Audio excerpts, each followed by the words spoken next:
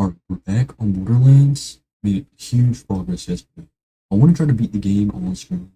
This time I have some thing where people can fuck with my stream, they can view my loadout, that kind of thing. And if they're watching, they can get if I find any legendary guns, they get it too. They'll be sent to their thing. Yeah, I gotta log back in.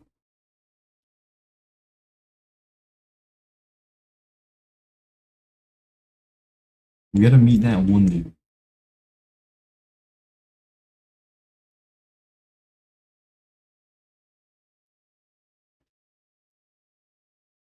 We gotta meet this lady's leader.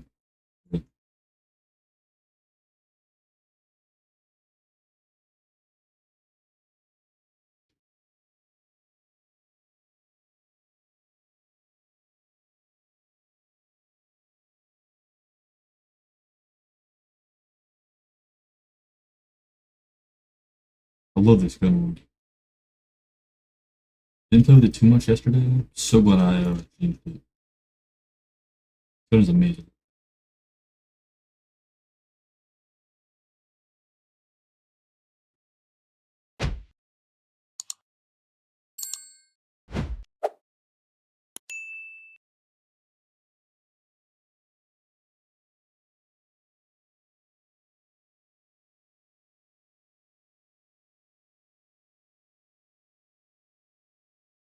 So much easier with better guns.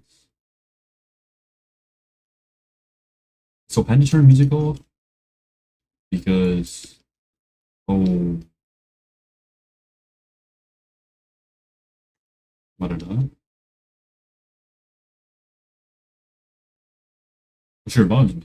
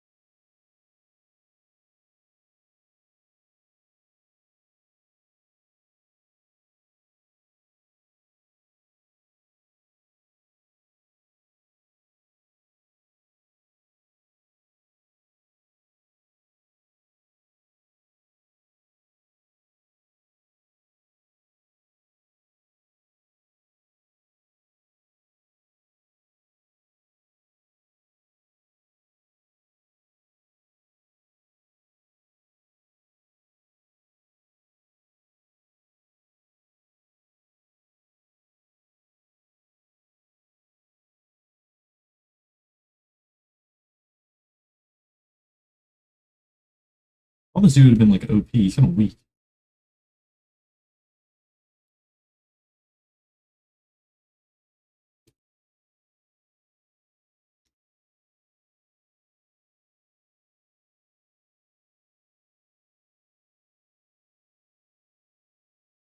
Like I'm slowly liking the game the more I play.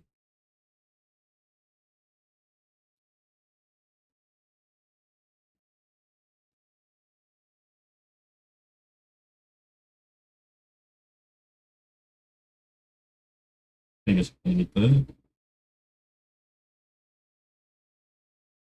Need some new ammo.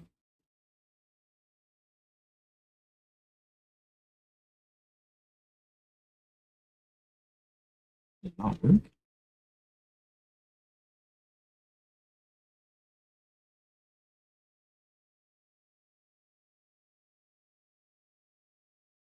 That doesn't work against him.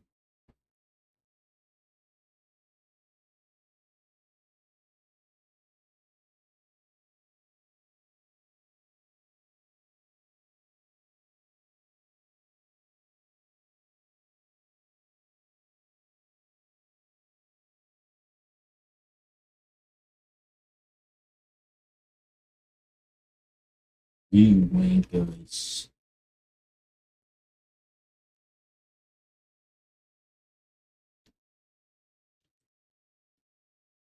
Yo, I fuck with this person. Can you upgrade?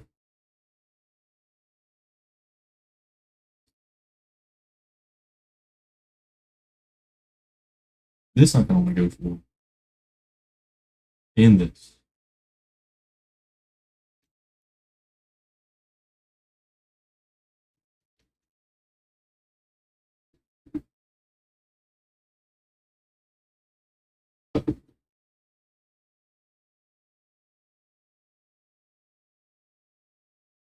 That's the guy we need to find.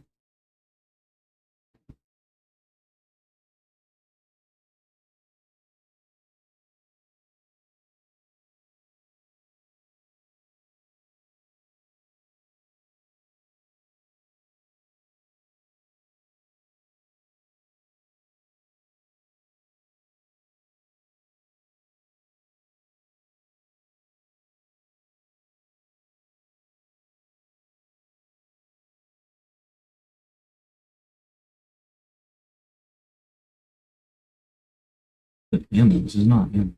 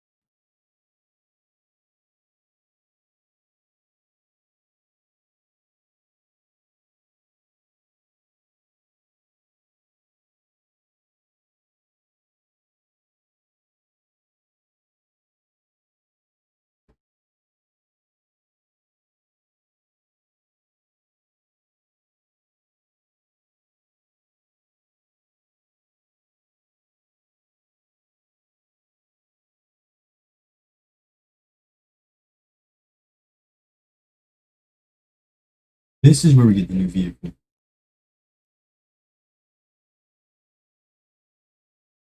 Why do I unlock that?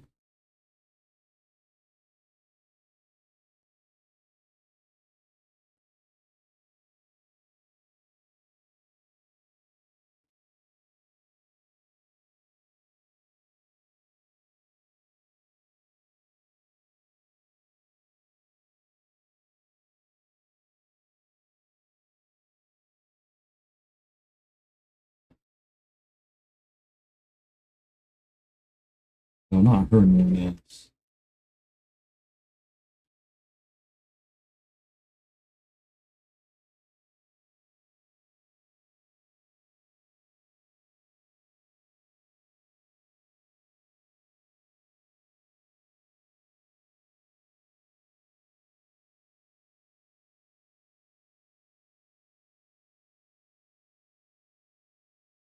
Yo, that enemy or that woman over, she's annoying as shit.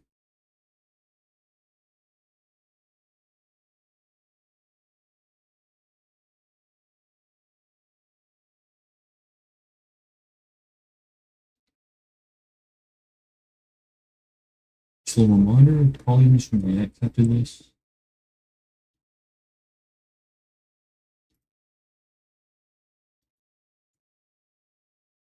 I'll break this. I like that.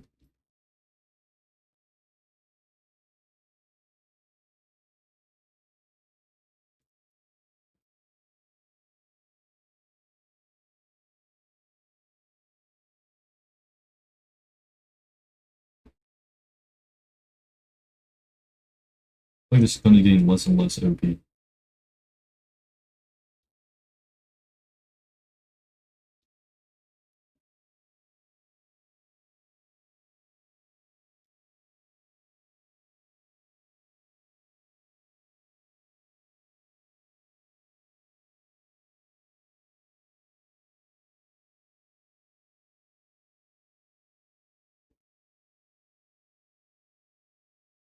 Ooh, new mods.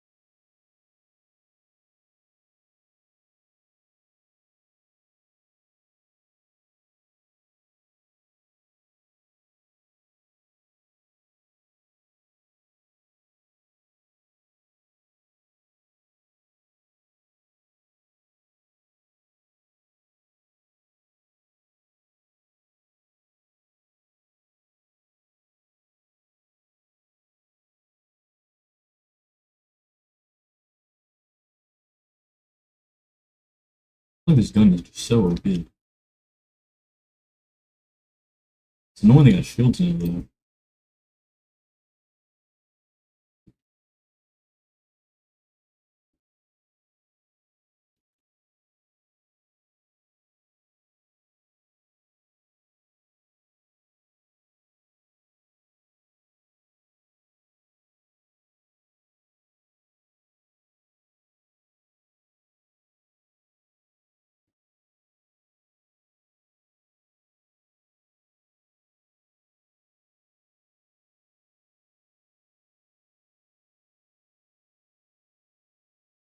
It's a boss fight? Oh no, it's not.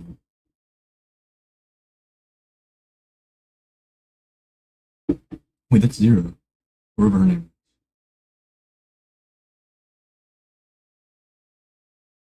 is. Isn't it? Yeah, that's Zero.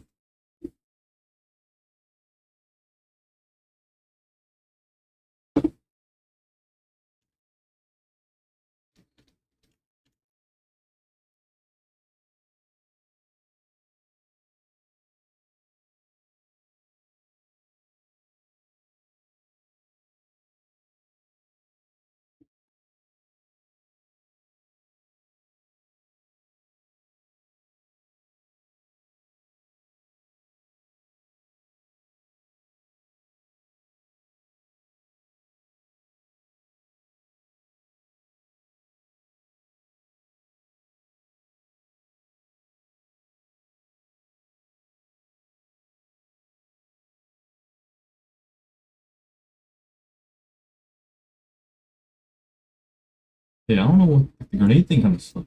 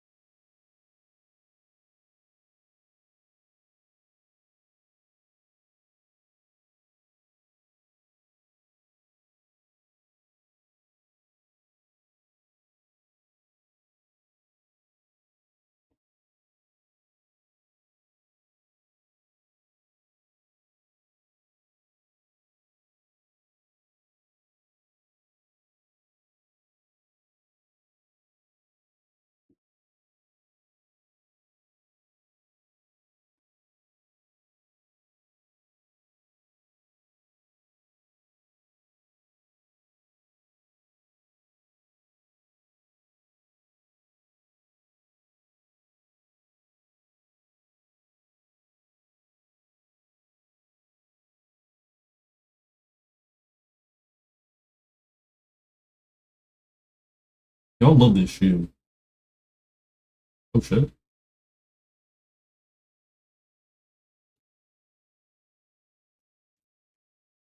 I like the shield. I feel like I picked the best ability. I feel like the other one would be kind of useless. Just having a equal one.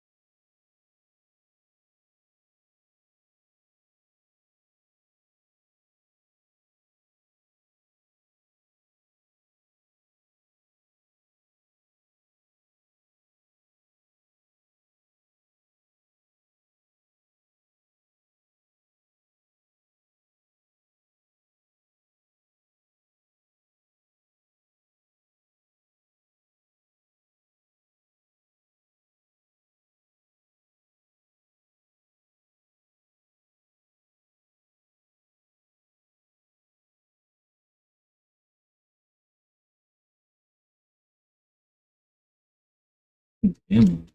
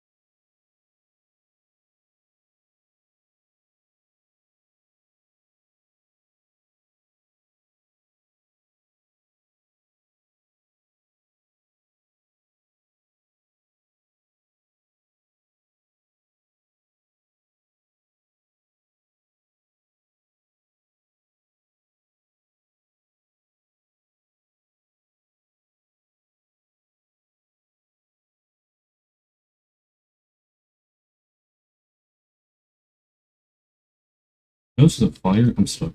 I'm stuck. I can't move. Might be first death already. I literally can't move.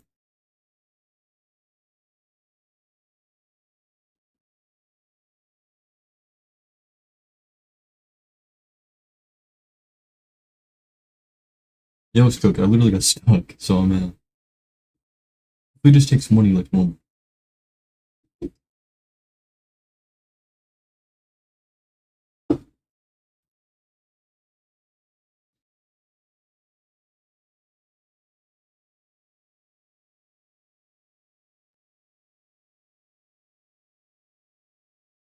Give me ammo though.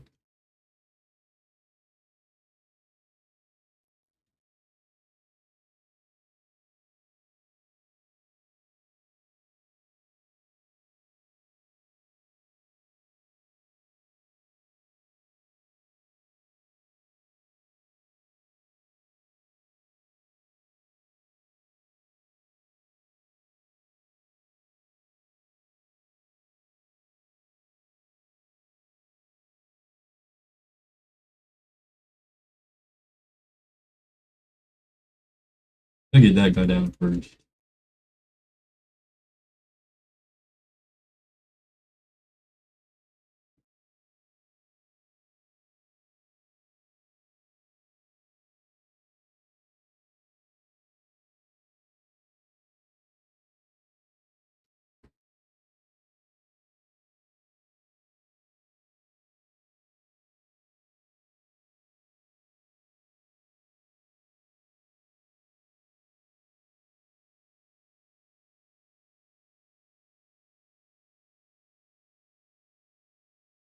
Upgrading this dickhead sword.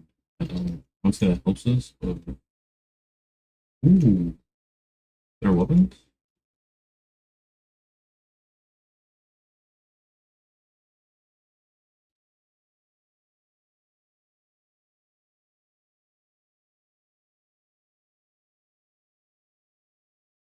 What's that?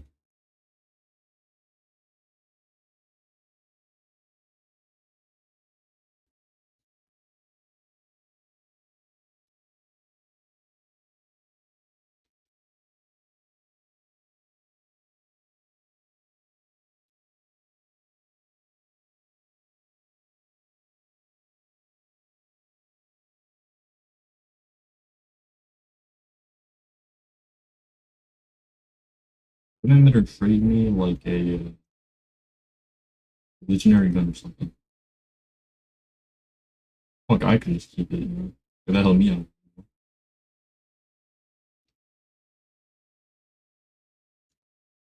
That'd be cool though if they allowed you to like actually just steal it to their shit. Just don't give me.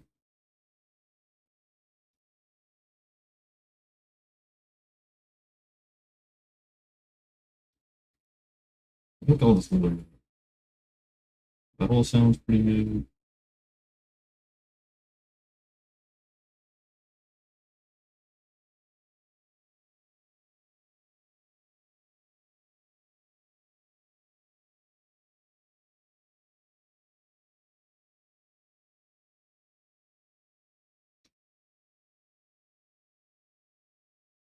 Yo, I don't really want that. I'm not gonna lie.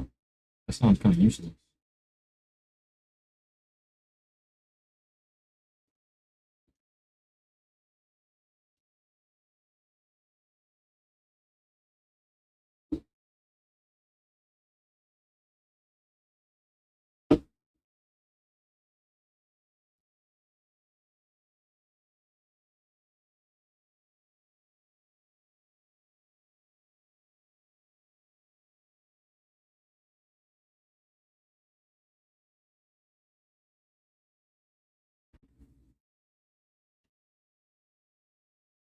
Kill him. Add a goblin.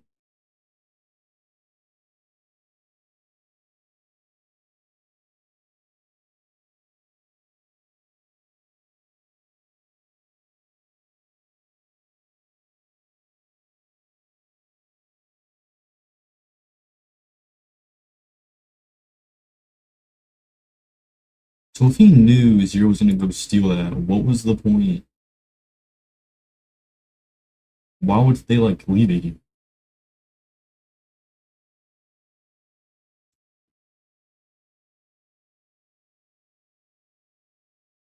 Kind of anticlimactic. It's kind of disappeared.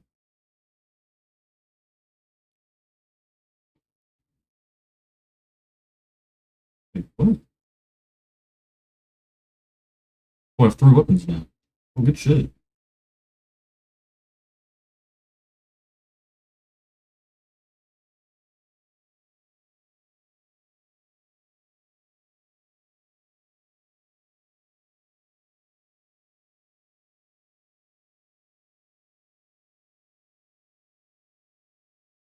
It's probably kind of fucking up our conversation.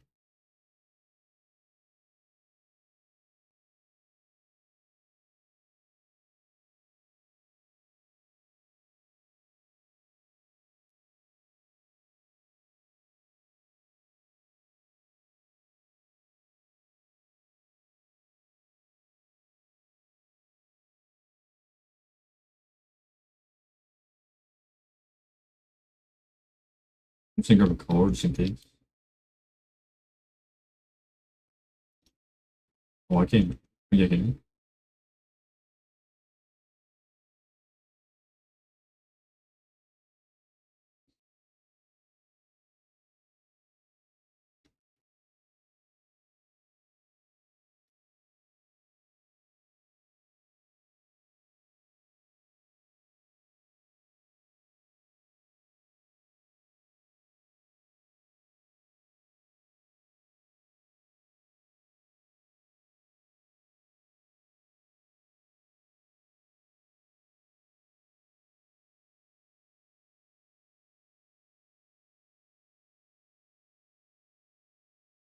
Did I go the wrong way?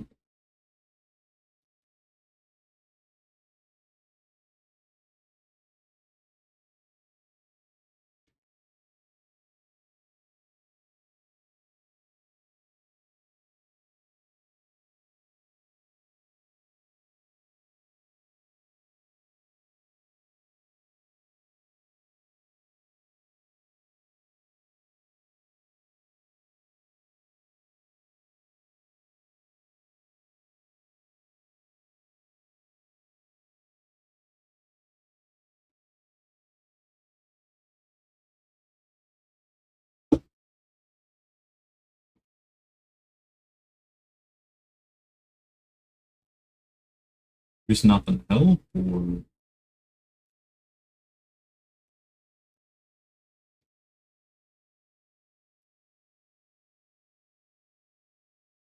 I fuck with Zero though. I remember him being in one of the other Borderlands. It might have been like the first one or the second one.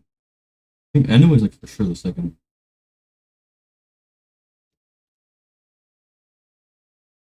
What the fuck?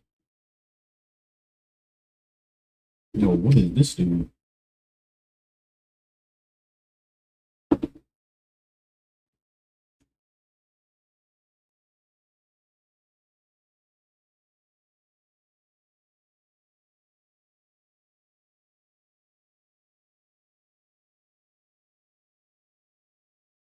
Oh, really?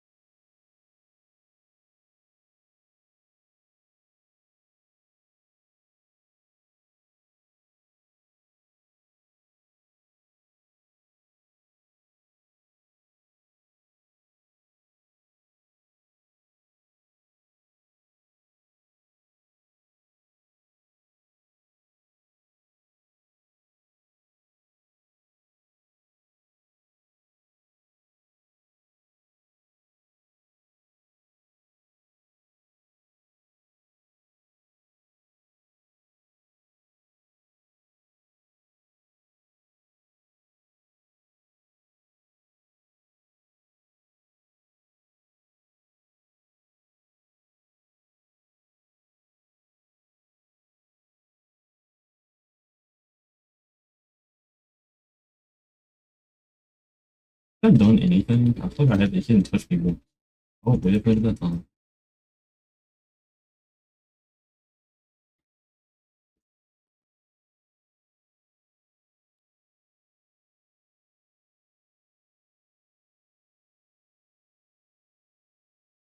Or I literally jumped into it.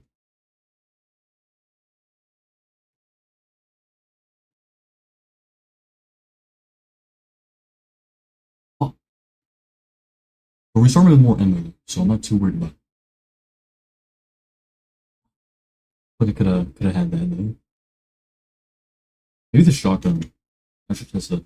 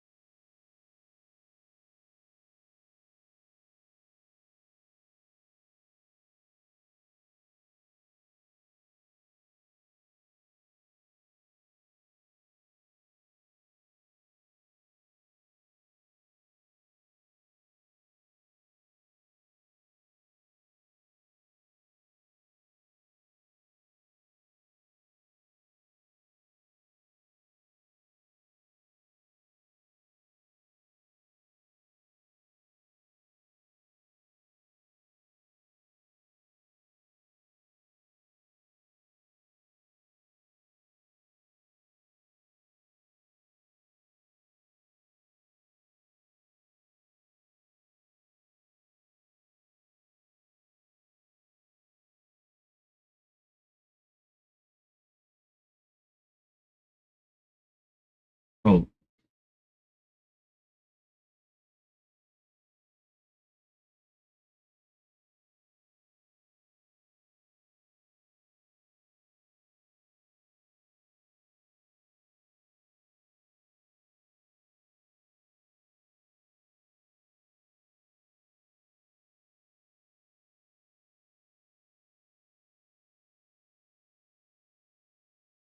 even though Zero was helping this whole time.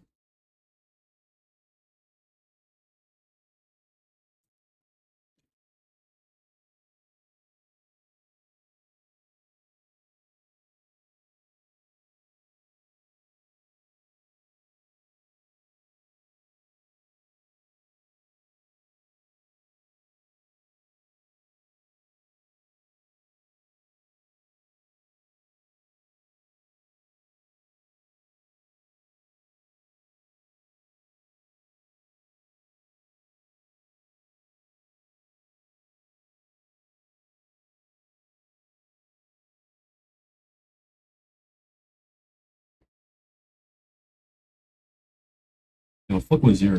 It's another good.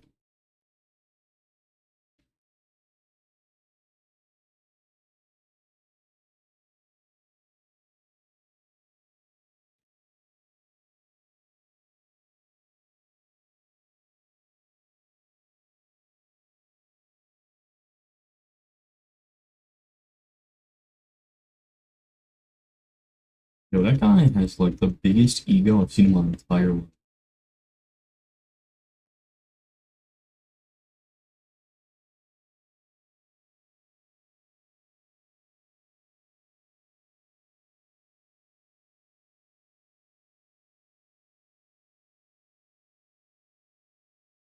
There's one more boss down there.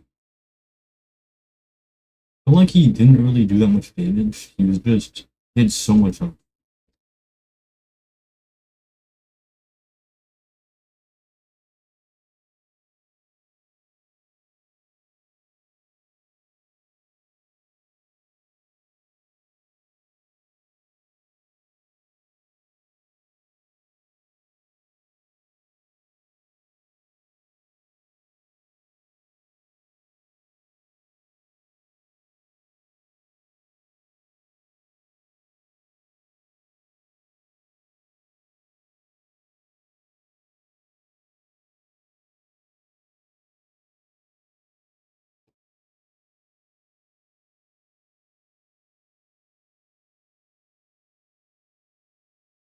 But the only thing that's the same time. That's the second time or third time they made that exact same joke.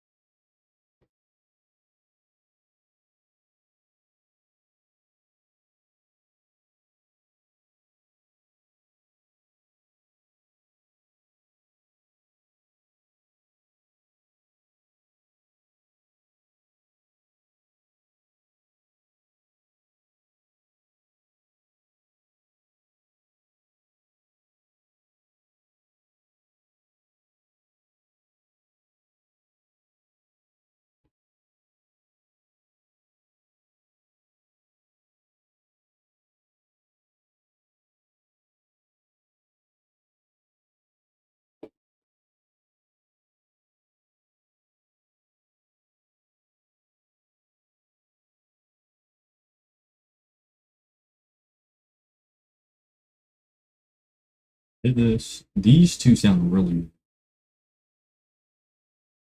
That actually sounds kind of good too. I think I might do this one next. It's only at 0 out of 1.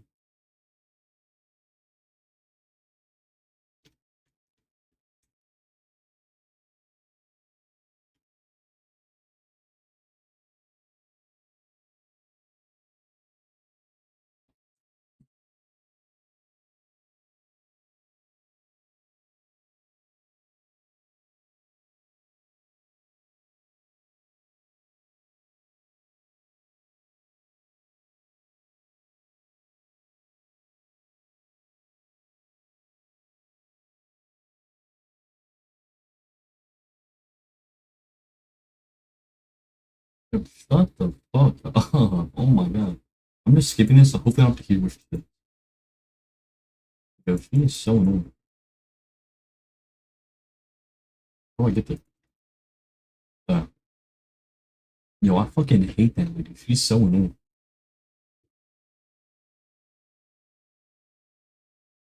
I'm glad they have Sanctuary though.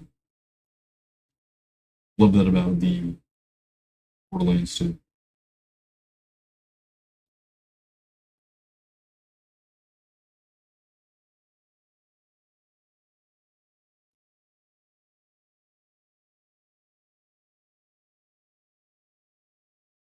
Maybe so I don't go into a different plan.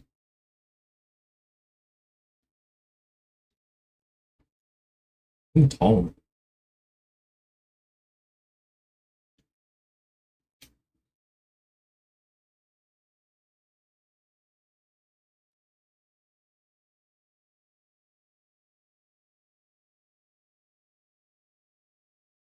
How did he get in?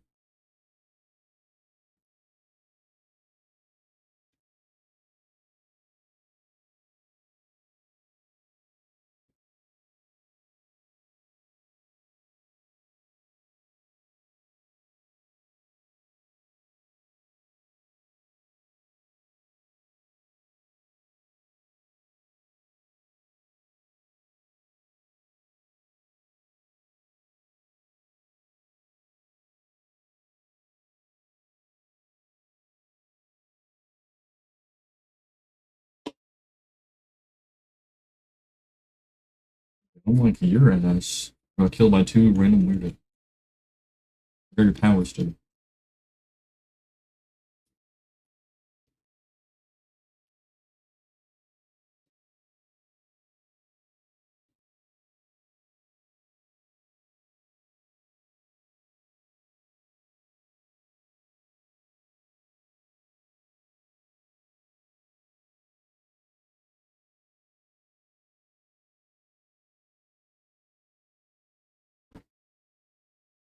Look for that tiny ass little sign that's holding that up.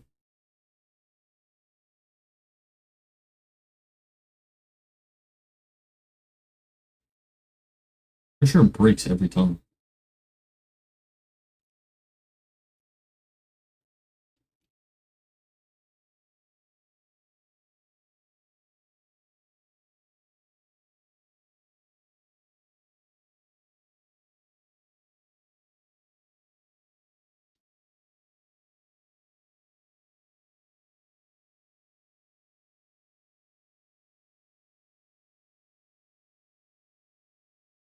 When you say it now, I'm never gonna remember how to actually do that.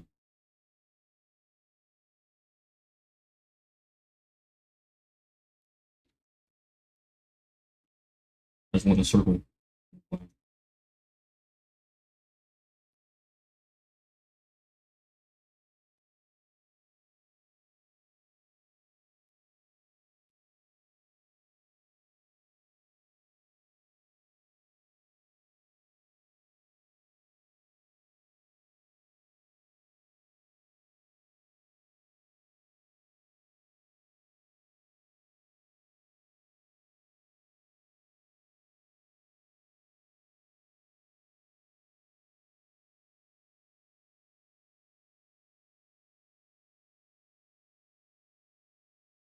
Third planet, let's go. Not sure how long this game is supposed to be, but like we're speed running. These people look kind of strange.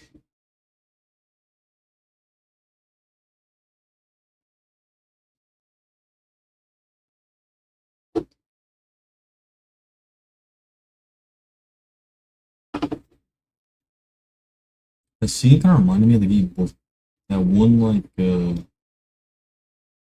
nerd clubhouse thing they got.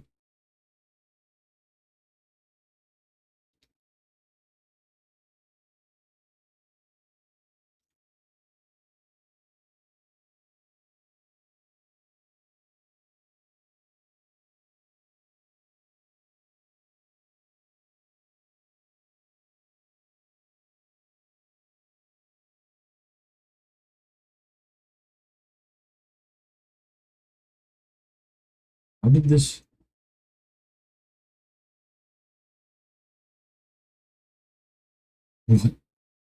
How did she just die? I don't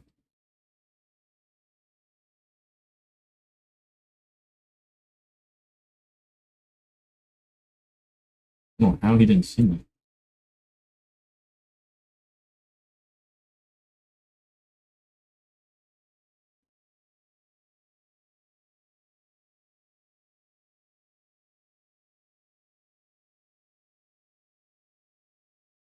My barrier video.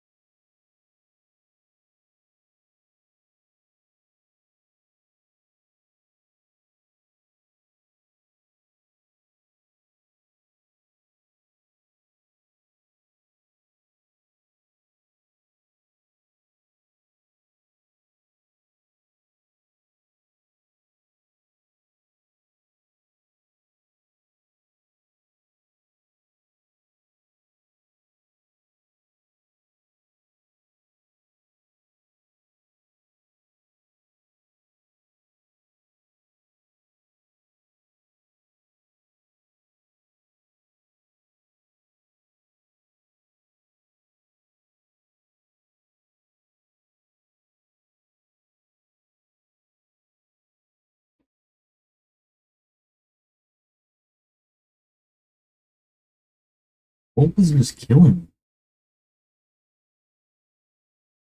Can't even find that like robot dog.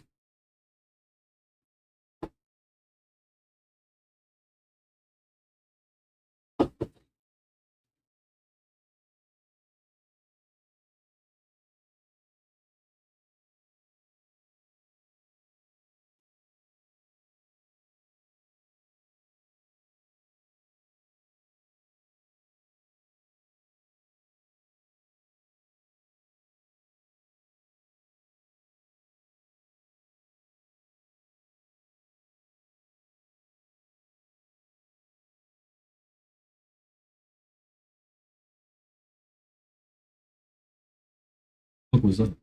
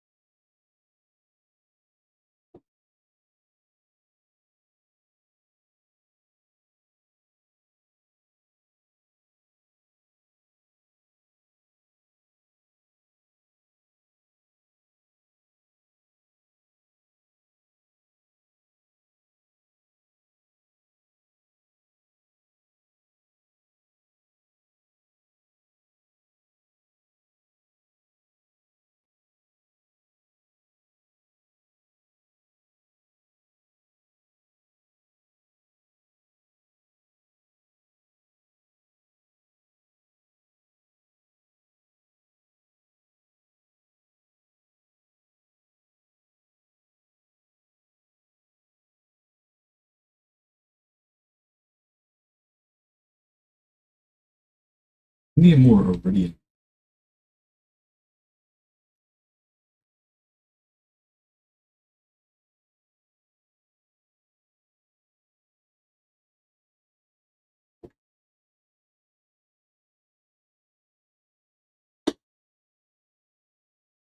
I think she was in Borderlands 2, but I don't remember it.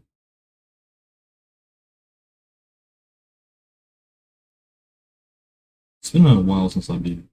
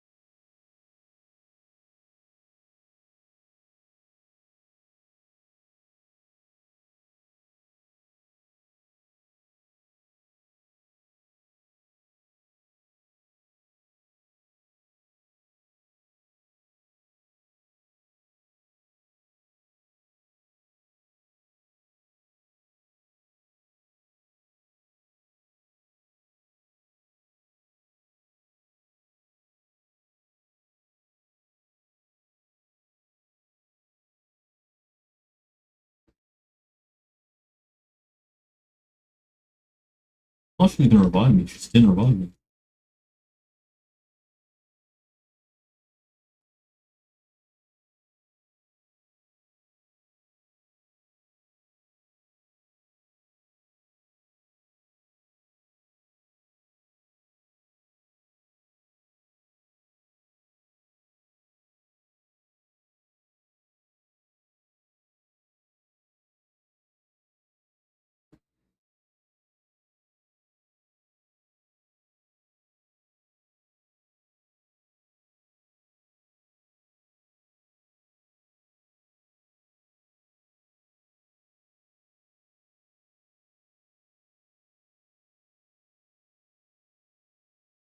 These, they're all the.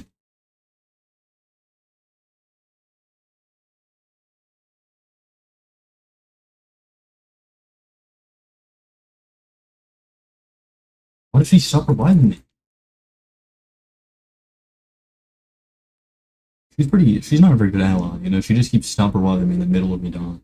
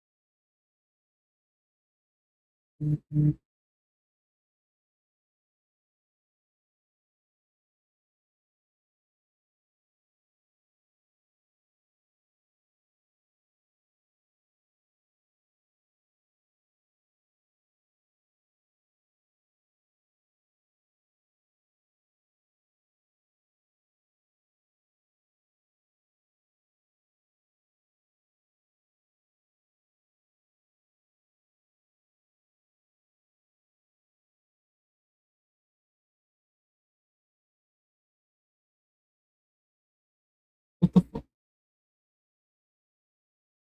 Yes. Oh, please come revive. Maya, please. Okay. Don't know how that happened.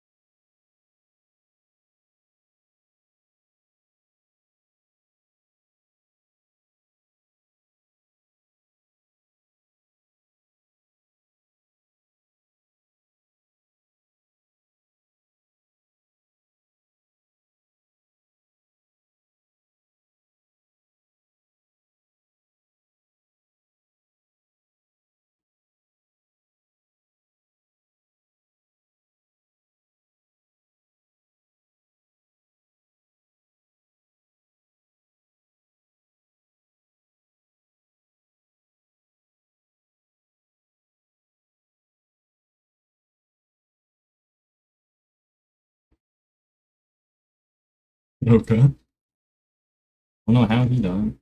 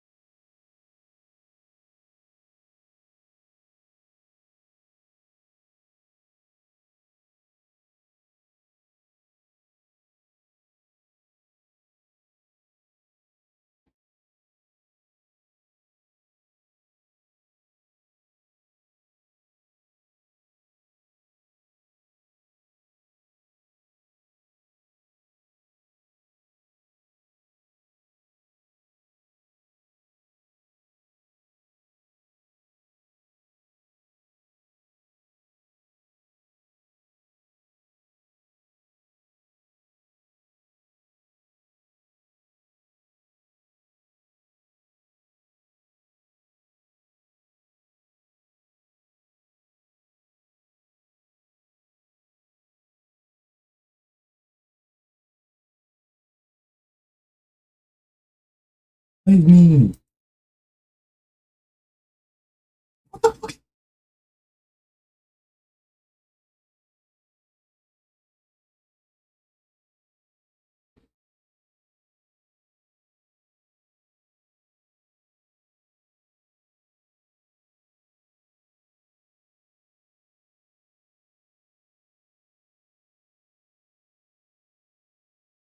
Like, why would she want a fucking guy?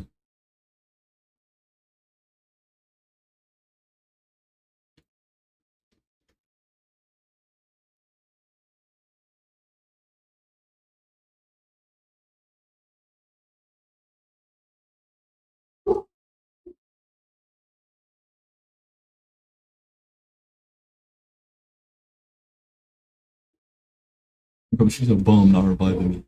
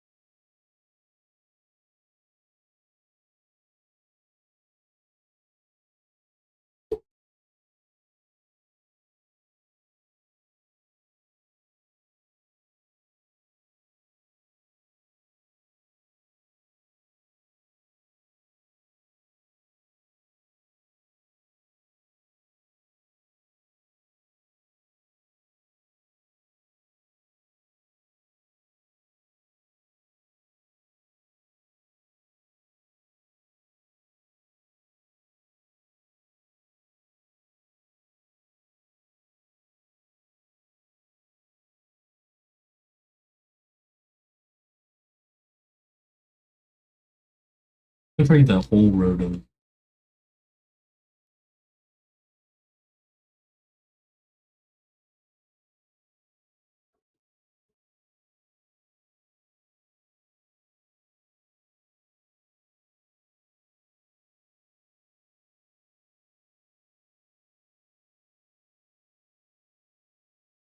Look at that. Oh, I love Taylor. Oh, bet.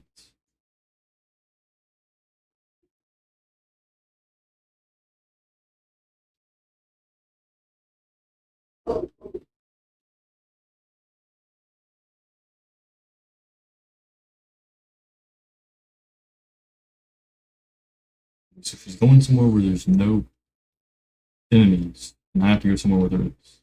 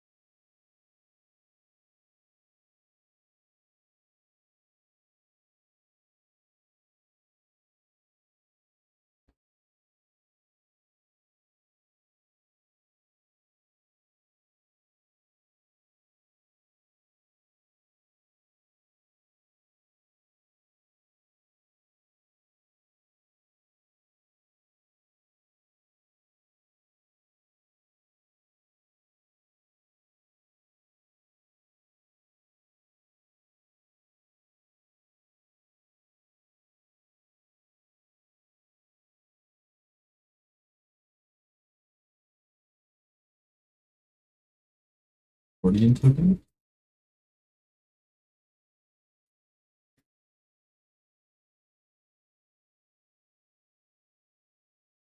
What, reload speed?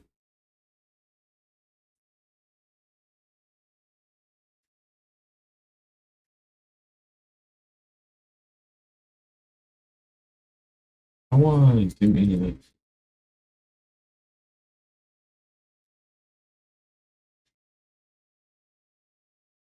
This I don't really understand.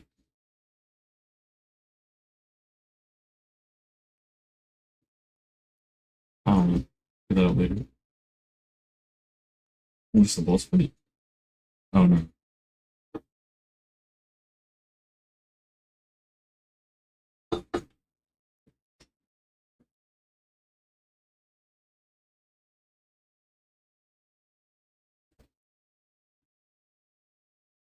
Normal one.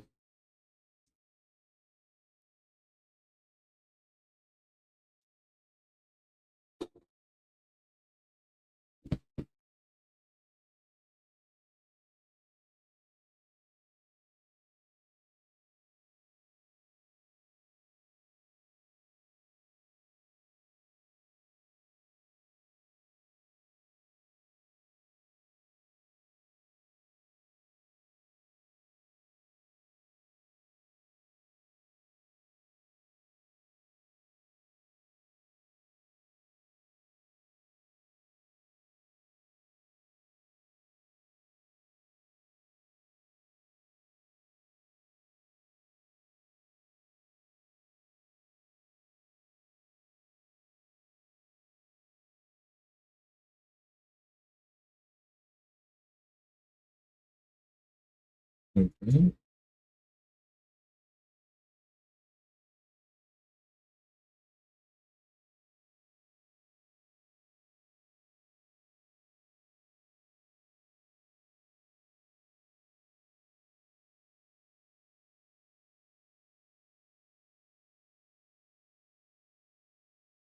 What kind of? Hopefully I stuck on.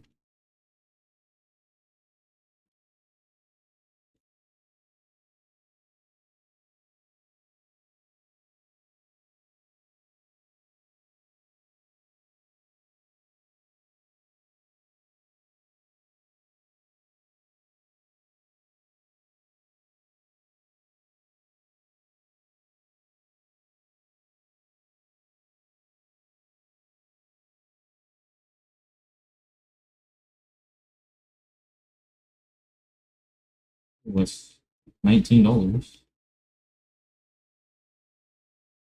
Oh, this is pretty useless.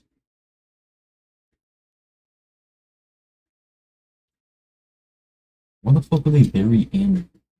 Doesn't make any sense. I'm gonna check for some guns real quick.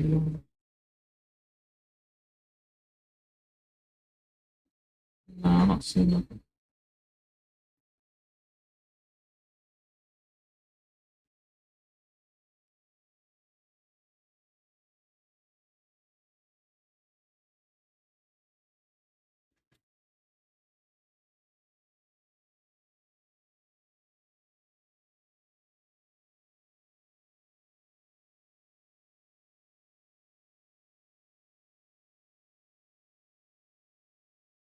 What is with this person that's with me and talking about looting? They just want to loot everything. Or at least she's actually reviving me. Like mine is bonus.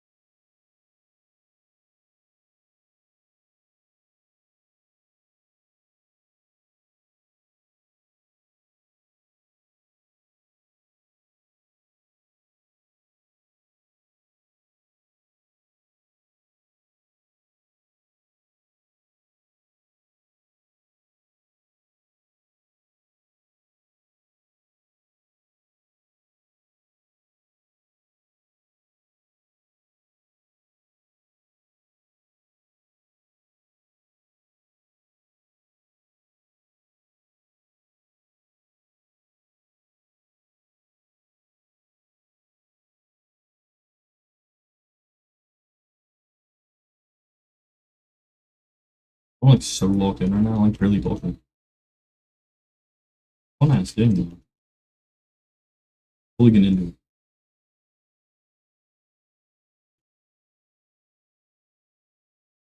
Oh. What is killing me?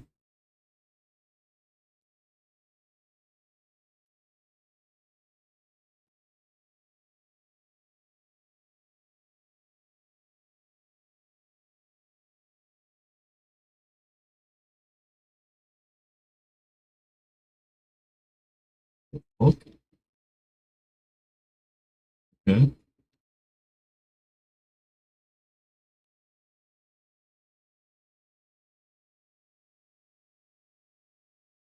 I'm discriminating, don't you think?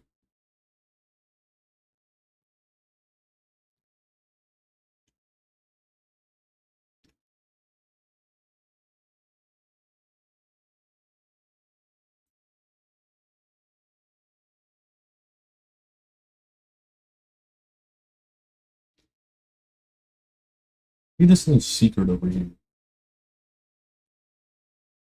I'm already here, so I might as well just look at it, see what it is.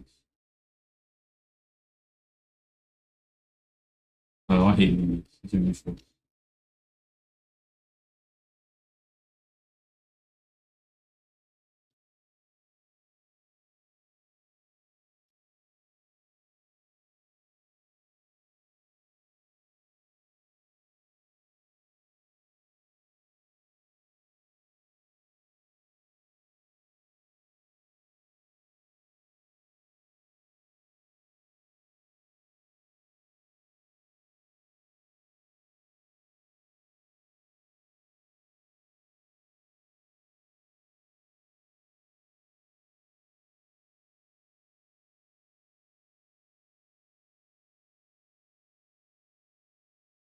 So they're eating the arena? Why is none of this in any game? Oh wait, I'm missing, right?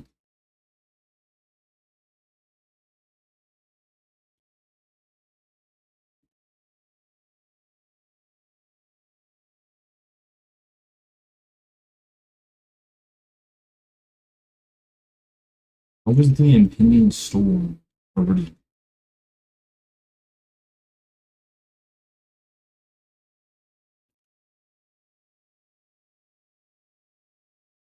There gotta be like some gun case from right?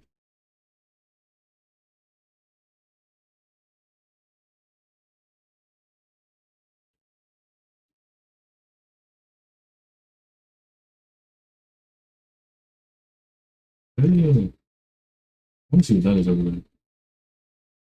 I might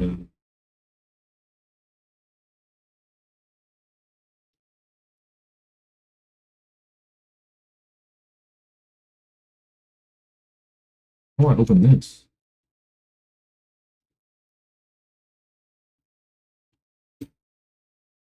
I'm annoying I can't pick that chest up. Or open the chest.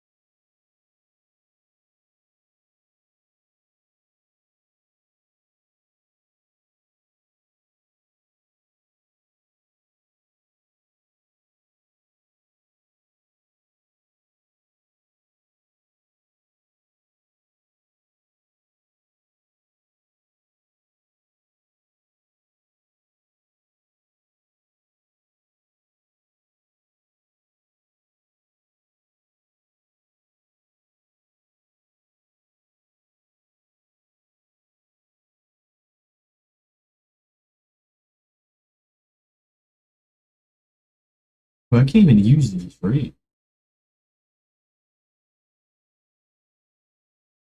They can't even use those. What did it give me?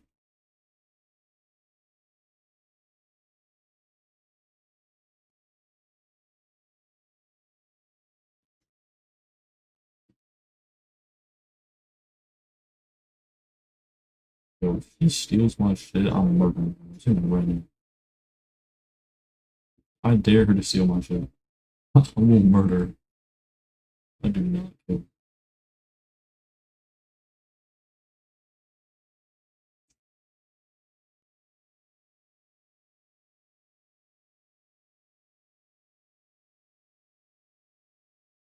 Try this. I'll try it out over this. I don't really want to set this one. What?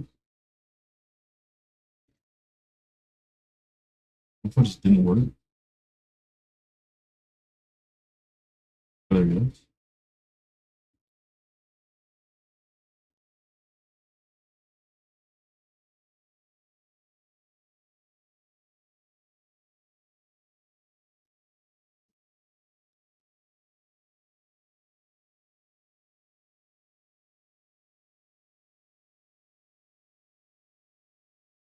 Ooh, I like that.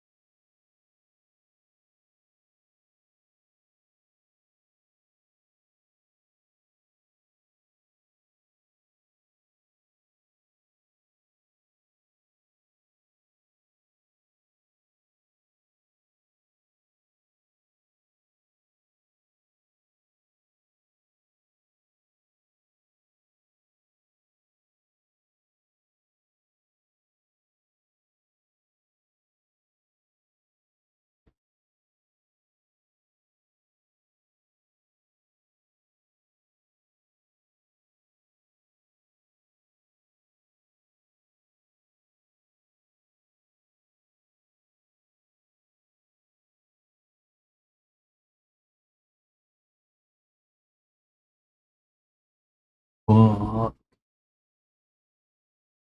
He had a sliver of health. Dying way too much.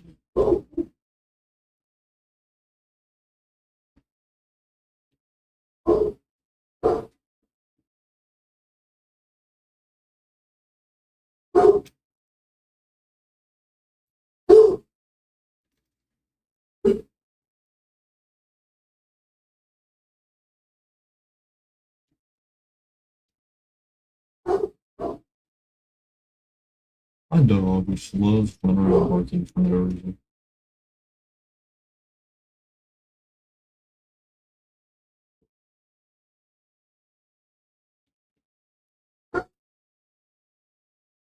If I shoot that tank on his back, there's more damage.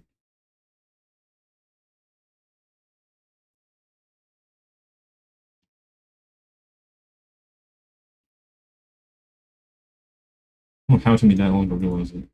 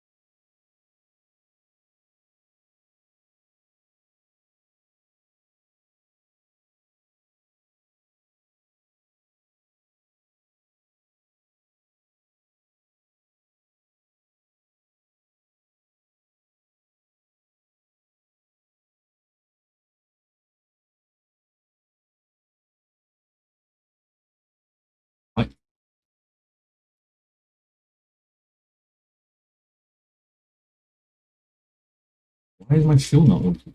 What?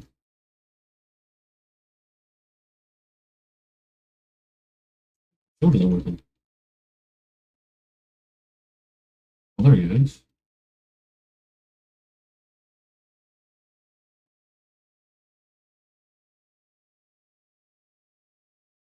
Oh, it's a G, not a B. I'm stupid. Okay.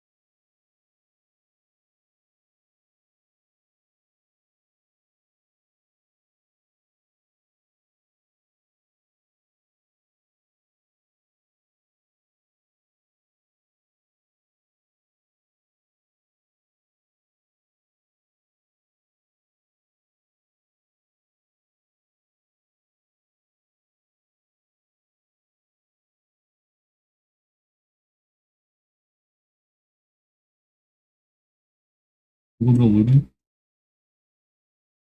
We'll do my levels. I'll do that first, then start doing that. I think those two are the most important.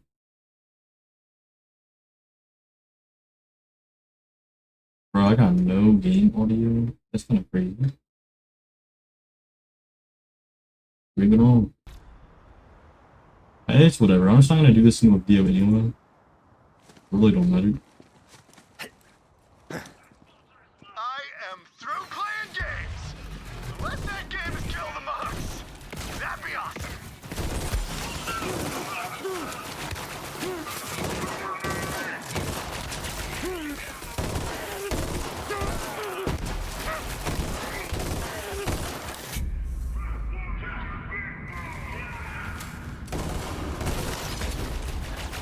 This can't be how we saw this going.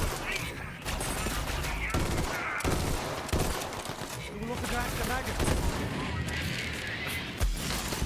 Never again. For real this time.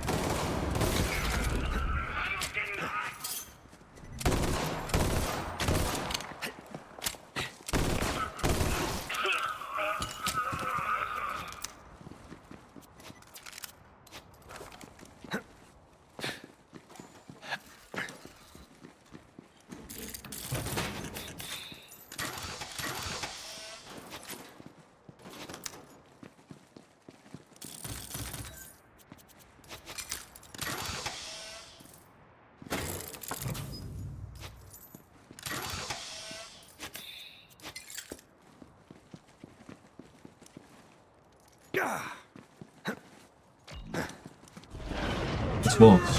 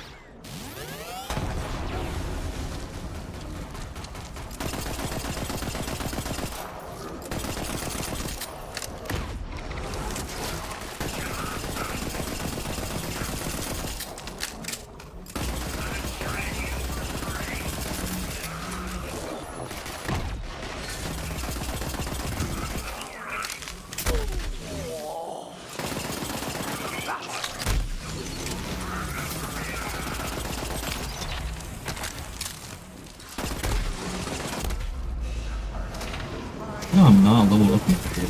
And everything else.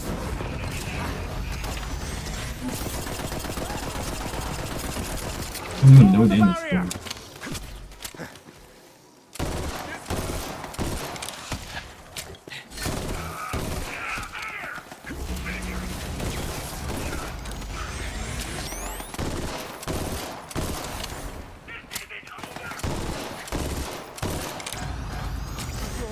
Let me know.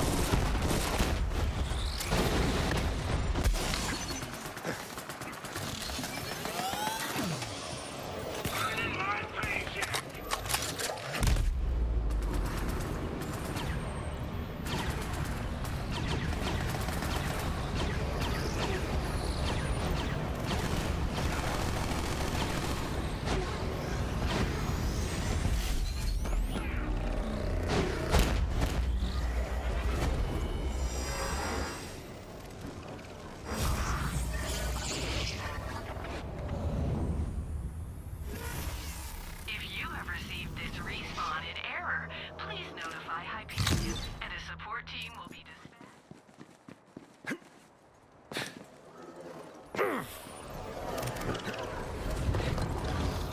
This is the last try, and if I lose it, it's done for me. You didn't have audio on the entire time, so that's gonna cook.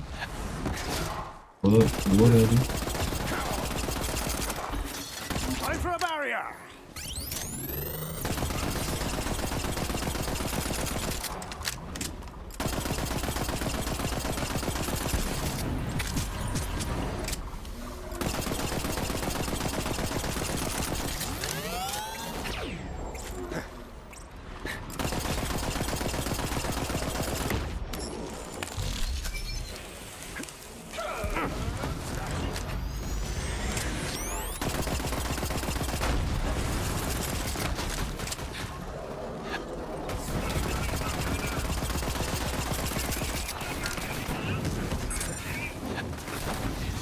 Nothing like cover when you're getting shot at.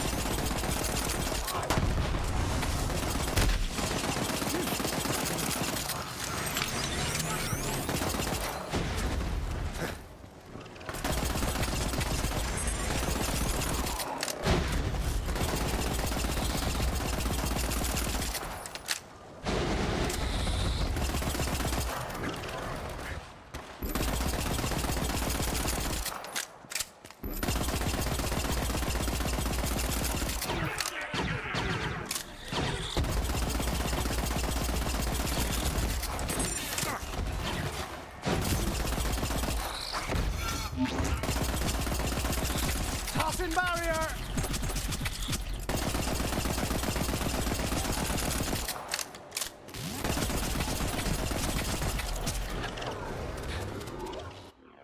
I have some kind of better gun. I think I have a sniper. I'm gonna try that out.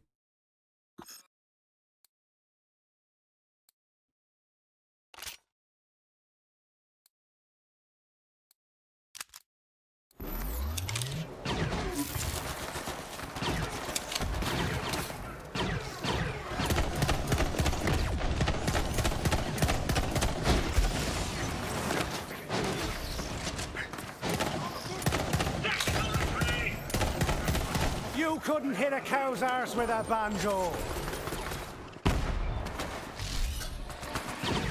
You think hit a cow's ass with a cow's ass with a banjo?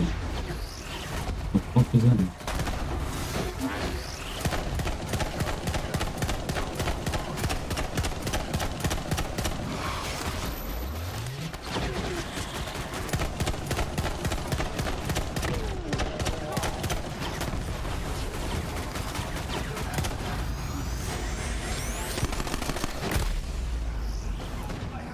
Oh, I'm fucked.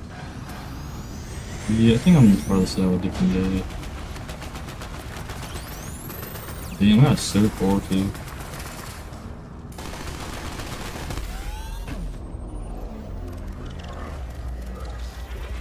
Well, that is going to be a pain in the ass to play with, so I don't have any audio. I have to put something over it and cut out anytime I mention anything about audio. So, by that's pretty cool. analyzing thousands of hours of combat data. Hyperion desk has identified. I feel like there had to be a way where I can just auto turn on audio when I start a game. Like it's stupid as shit every time I pause it. I just have to redo audio each time. Bullets and bombs.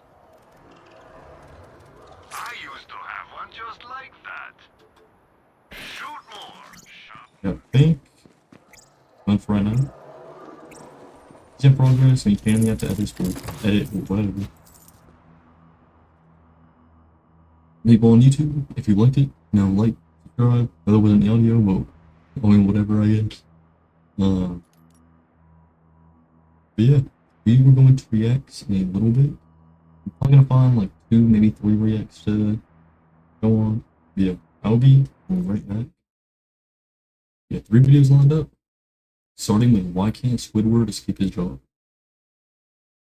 So yeah. Alright, why can't Squidward escape his job? Lucky.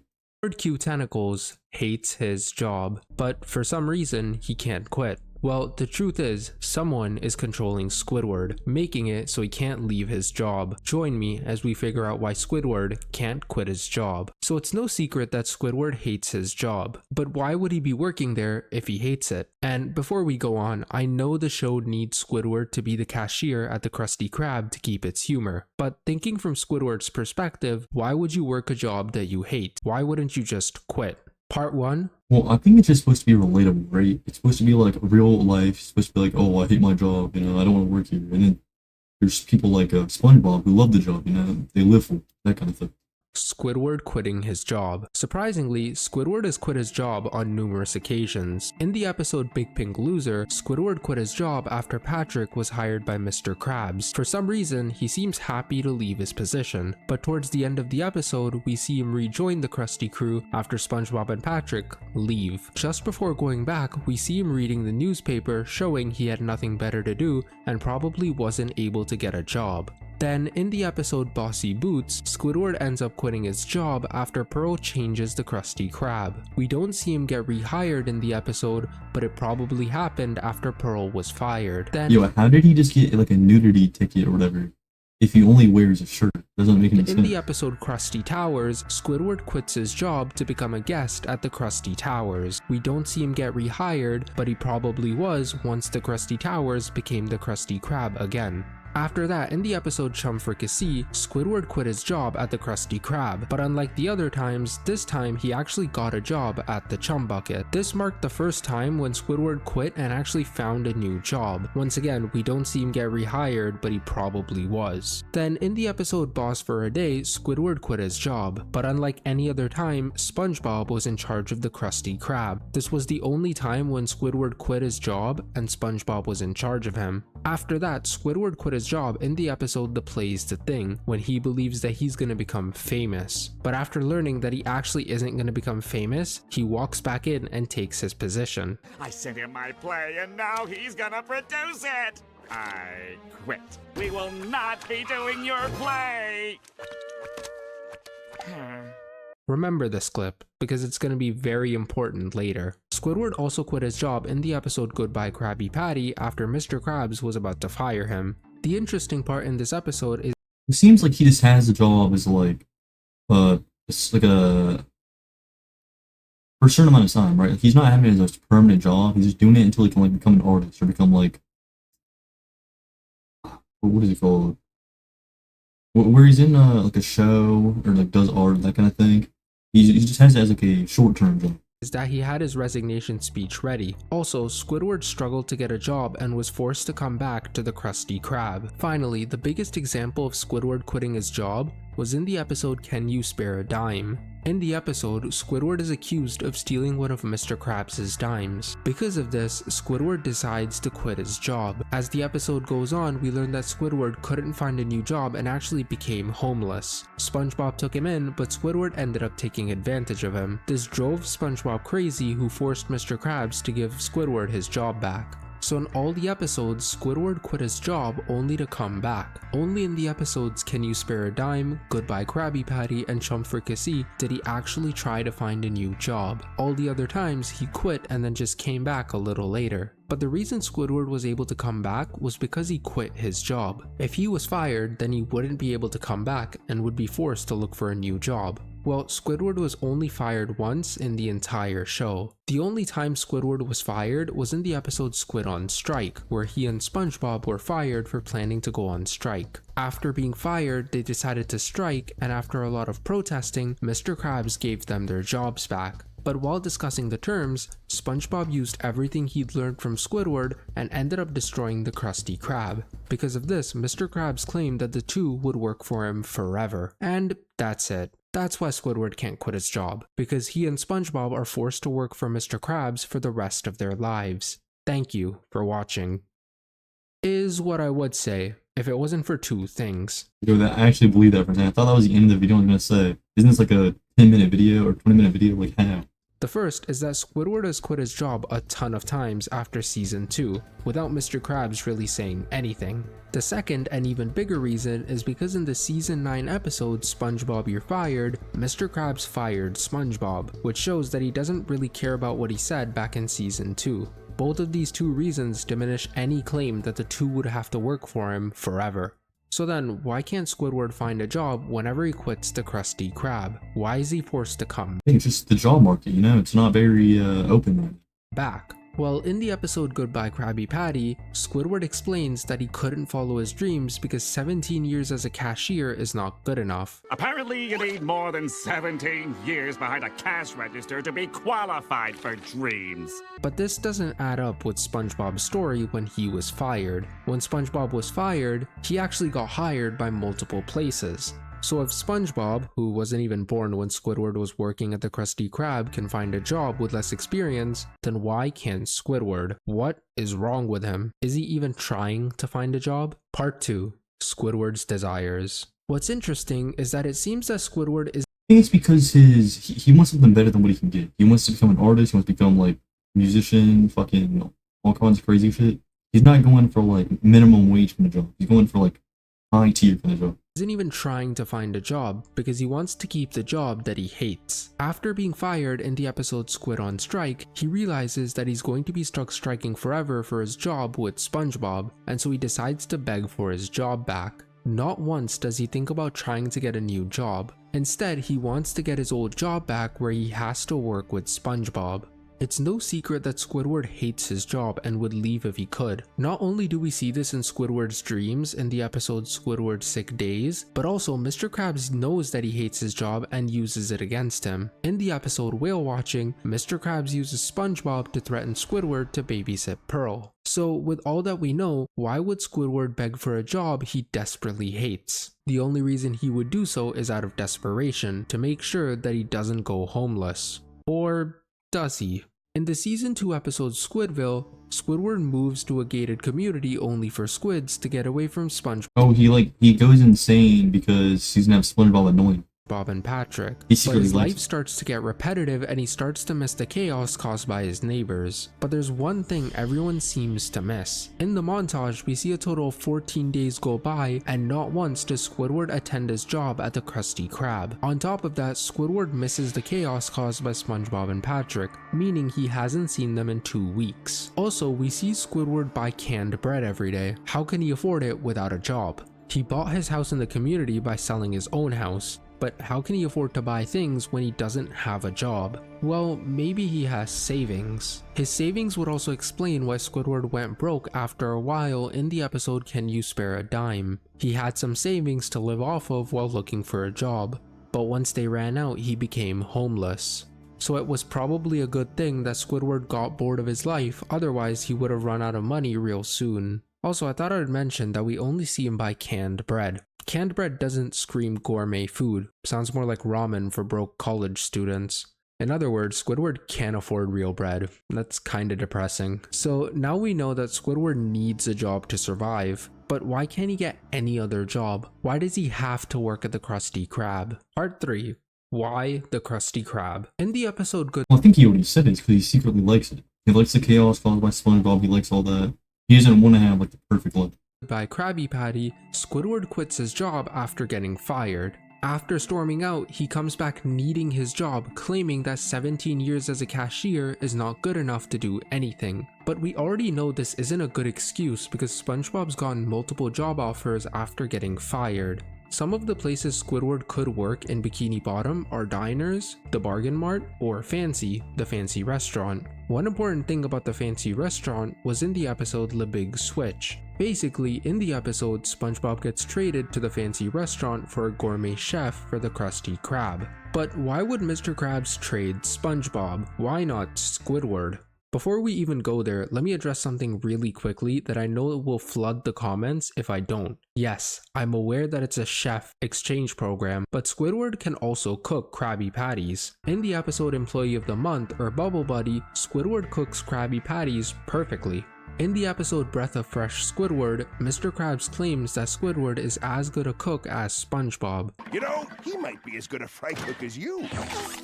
And this shows because in the episode SpongeBob Long Pants, Squidward replaces SpongeBob after he gets long pants. While I personally don't agree that flipping burgers makes you a chef, when SpongeBob goes there, the only thing he can do is make Krabby Patties. Squidward would have been just as useful as him. So why would Mr. Krabs send SpongeBob, his loyal and underpaid chef, to the fancy restaurant in the exchange program instead of Squidward? Does Mr. Krabs maybe need Squidward? Part 4. Mr. Krabs' needs. Squidward was most likely Mr. Krabs' first employee. He's been working at the Krusty Krab since before SpongeBob and even before Jim, who was the first fry cook, mentioned in the episode The Original Fry Cook. But none of this explains why Mr. Krabs needs Squidward. Well, there might be two reasons you guys are thinking of.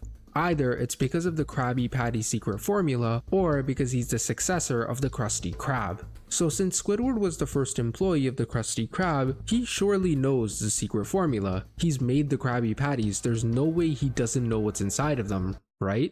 It's probably the reason Krabs wants to keep Squidward under any circumstances. Well, surprisingly, he actually doesn't. In the episode Sweet and Sour Squid, Plankton tries to learn the formula from Squidward. But by the end of the episode, Squidward reveals that he actually doesn't know the ingredients of the Krabby Patty, despite working there for 20 years. You work in the same place for 20 years and you've never noticed the ingredients of the sole item on your menu? So it can't be the reason Krabs wants to keep Squidward. The other reason Krabs might want to keep Squidward is because Squidward is supposed to be the successor to Mr. Krabs. In the SpongeBob, It's also because he keeps things together, right? Like, SpongeBob is pretty crazy. I mean, let's be honest here. He's kind of insane. So, I mean, if they didn't have Squidward, who would be normal there? Who's gonna hire Patrick, who's even worse? I mean, like, only one with a brain. SquarePants movie, Squidward was crowned the manager of the Krusty Krab 2 instead of SpongeBob. Because of this, it seems that Mr. Krabs wants to keep Squidward around to give him the restaurant in the future. But this all gets thrown out the window by the end of the movie when Mr. Krabs gives the job to SpongeBob. And this isn't even the main reason Krabs would never hand off the restaurant to Squidward. Have you guys ever noticed that Mr. Krabs never really respected Squidward? In episodes like Le Big Switch, Chum Fricassee, or Out of the Picture, Mr. Krabs disrespected Squidward so badly to the point where he would never give him the restaurant in a million years. I don't value you at all. Well, there's one more thing we haven't considered. Squidward's paycheck. Mr. Krabs can pay Squidward next to nothing and he'll tolerate it. Because of this, Squidward can't be replaced, because Krabs can get away with paying him next to nothing. Compare that to anyone else who's worked in Squidward's position, and you'll see just how important he is to Mr.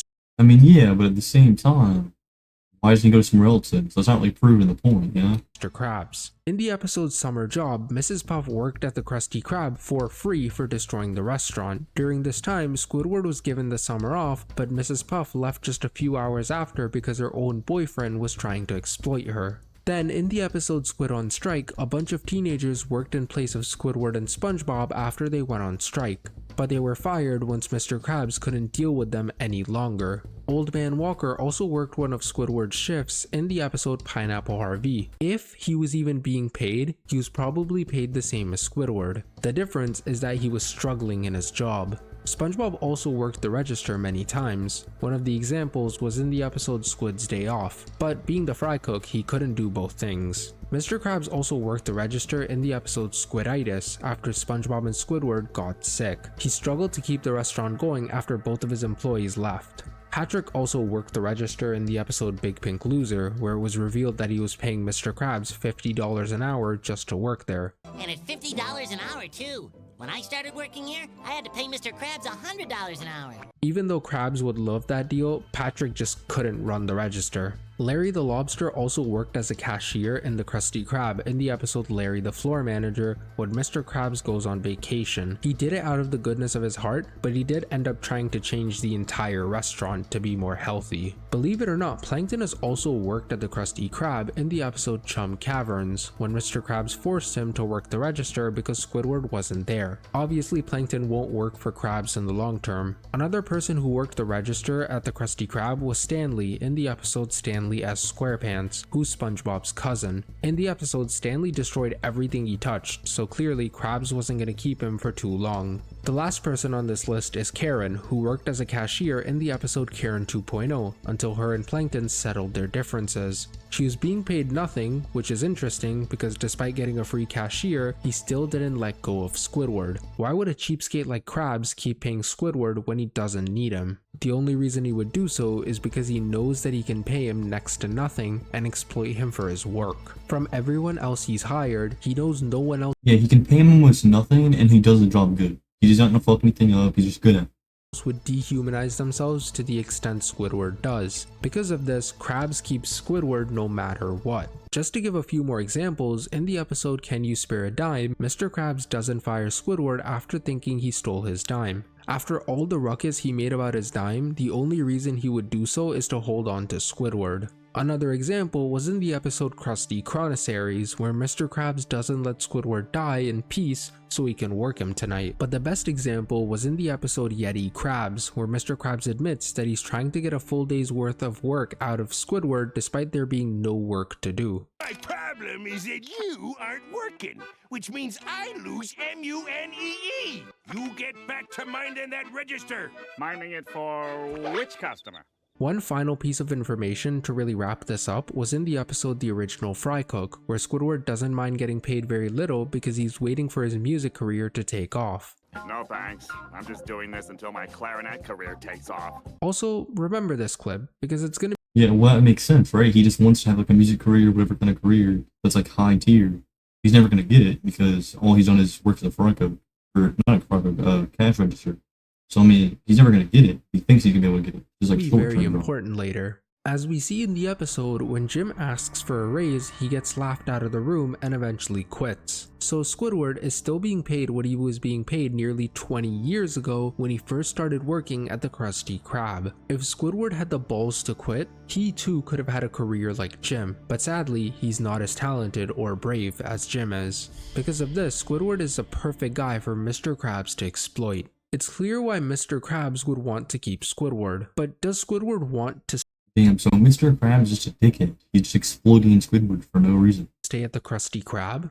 Part 5. Squidward's Wants. From the get-go, we've known Squidward always wanted a career with his clarinet. However, due to being less successful, he's tried his hands at art and dance as well, but he's failed nearly every step of the way. He can only blame himself. Or can he? In episodes like Suction Cup Symphony, Artist Unknown, Band Geeks, Squidwap Tentacle Pants, Best Day Ever, and The Patty Caper, Squidward succeeds in his artistic dreams. Does that mean that Squidward is actually talented and in reality people like his work? Well, no. In other episodes like I Heart Dancing, Choir Boys, Are You Happy Now, and Snooze You Lose, Squidward shows no talent in what he does. So does that mean he sucks? Well, there's one interesting thing in the episode Best Day Ever that might explain everything. After Squidward does a brilliant concert, Patrick makes fun of Squidward for not knowing how to play the clarinet. Don't let those sour notes bring you down. This would explain that people hate Squidward because he's Squidward, not because of his music. Since when do you give two shrimps about customer service, Mr. Grouchy Squid Guy? We see more of this in the episode Slimy Dancing and especially in the episode Squidward. Squidward does something everyone hates, but then SpongeBob does the exact same thing and suddenly everyone loves it. They hate his performance because he's Squidward. And this would explain the endings to a lot of episodes, because episodes like Suction Cup Symphony, Artist Unknown, Band Geeks, and Best Day Ever all ended with Squidward succeeding in the industry yet nothing ever coming of it. Because he's Squidward, nothing will ever come of anything no matter what he does. But there might be one more reason. Another person who's causing Squidward not to succeed in the arts. That's right, Mr. Krabs. We already know Here that it Krabs goes. wants to exploit Squidward, and to do so, Squidward can't be successful enough to leave the restaurant. And do you remember the first clip? I sent him my play and now he's gonna produce it. I quit. But would he go out of his way to destroy Squidward's career just to force Yeah, I think he would, because he wants to exploit Squidward's. him to It would make stay? sense. Well, surprisingly, yes. If you two do find that clarinet, could you bring it to me so I can smash it to pieces? In the episode Culture Shock and The Play's the Thing, Mr. Krabs commercializes the hate towards Squidward after people want to throw things at him for his performance. But there's actually more than just that. In the episode The Masterpiece, Mr. Krabs has Squidward make a sculpture of him, not telling him what the sculpture is going to be used for. By the end of the episode, Mr. Krabs changes his mind and doesn't display the sculpture he made, making it harder for Squidward to get noticed. But the biggest example of Krabs sabotaging Squidward was in the episode Hello Bikini Okay, well with the statue, it makes more sense. He made it with just a bunch of spikes on it, so I'm in. Bottom. In the episode, Squidward and SpongeBob get picked up as a musical duo by Colonel Caper, who's a band manager. Just as they start to dream of fame and success, Mr. Krabs comes out of nowhere and takes over as their manager to get in on the money. If he didn't do that, then SpongeBob and Squidward would have become really successful. Because of his greed, not only did he hurt his own chances of becoming rich, but he also sabotages Squidward's career. And do you remember the clip from before? No thanks. I'm just doing this until my clarinet career takes off. If Squidward doesn't make it big, then he can never leave the Krusty Krab. The real kicker is that this was Squidward's first chance to make it big, and Krabs sabotaged it. And this isn't crazy because in the same episode, Mr. Krabs is surprised to see that Squidward and SpongeBob pulled a crowd with their music. Now it may seem a bit far-fetched, and I'll leave it up to your judgment. What is 100% true though, is that Mr. Krabs has made it so Squidward can't quit. He's put him in a cycle, and the cycle goes as follows. First, Squidward quits his job, hoping he makes it big in the arts. Then he fails to get anything done in the industry. After being denied from music, he can't find a job because the people hate him. Because he can't find a job, he has to come back to the Krusty Krab. Mr. Krabs knows he can't leave and exploits his services. The cycle goes every time Squidward gets the idea to quit. Because of this, we see Squidward get scared whenever Mr. Krabs threatens to fire him. Dead till you're fired. You got it, Mr. Krabs. This would also explain sometimes when Squidward is actually happy to be fired. Those might be the moments when he actually wants to pursue his music career, but he's just needing that little push. So, I'm fired? No more taking orders? No more interacting with customers? No more SpongeBob? But Mr. Krabs might not just be sabotaging Squidward's music career. In the episode Whatever Happened to SpongeBob, Mr. Krabs says that Squidward will be out of a job forever if he doesn't help find SpongeBob. If you don't find him, you'll be out of a job forever. When he says that, I think he doesn't just mean the Krusty Krab, but also from all of Bikini Bottom. Mr. Krabs has decided to ruin Squidward's life for his own gain. By sabotaging his music and professional career, he's made sure that Squidward is stuck in a loop which always leads him back to the Krusty Krab. I think Mr. Krabs saw just how successful Jim Damn, so Mr. Krabs is just a complete asshole. That's what it is. became and made sure that no other employee had the balls to leave and become more successful than him. It's depressing, but it seems that we'll never know if Squidward gets out of the Krusty Krab and makes it big. Well, maybe we do know. In the season 14 episode PL1413, Plankton goes 2,000 years in the future. As he's exploring the future, Karen tells him about what happened to Squidward. Squidward did end up becoming a famous musician, but only after his passing, meaning that he suffered the rest of his life in the Krusty Krab. Damn, so he never even got what he wanted. That sucks. Yeah, good video, like that. Subscribe. Well, I missed that twice. If people on YouTube though, make sure you like and subscribe, you know, like the video. But yeah, we're gonna move on to the next one.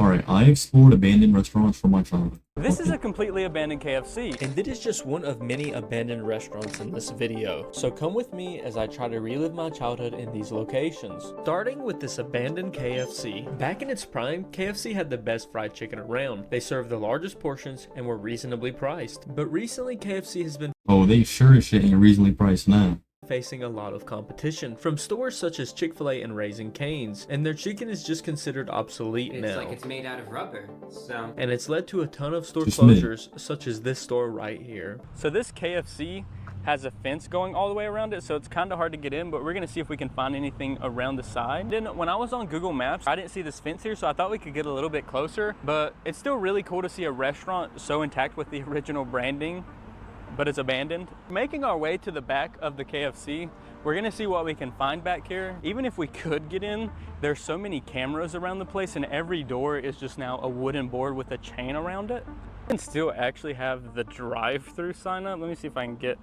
a good shot of that. Dang. Somebody definitely. Damn, they still got the old sign up. I guarantee like all those are gonna be like 10 times expensive now. Wasn't a good driver right there.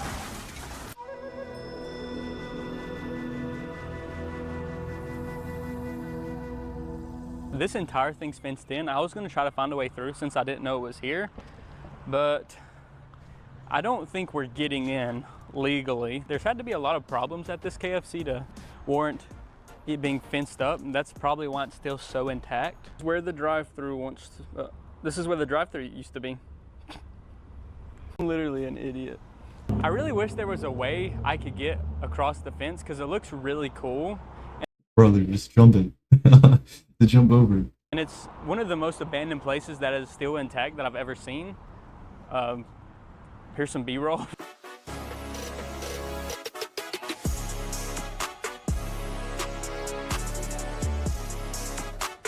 It's crazy how intact this place is. Okay, so the sign doesn't look too ran down either. Just every single window is completely boarded up. They have signs on there saying keep out. So we've got some other really cool locations that are gonna show up in this video. So I think it's time we head to the next one.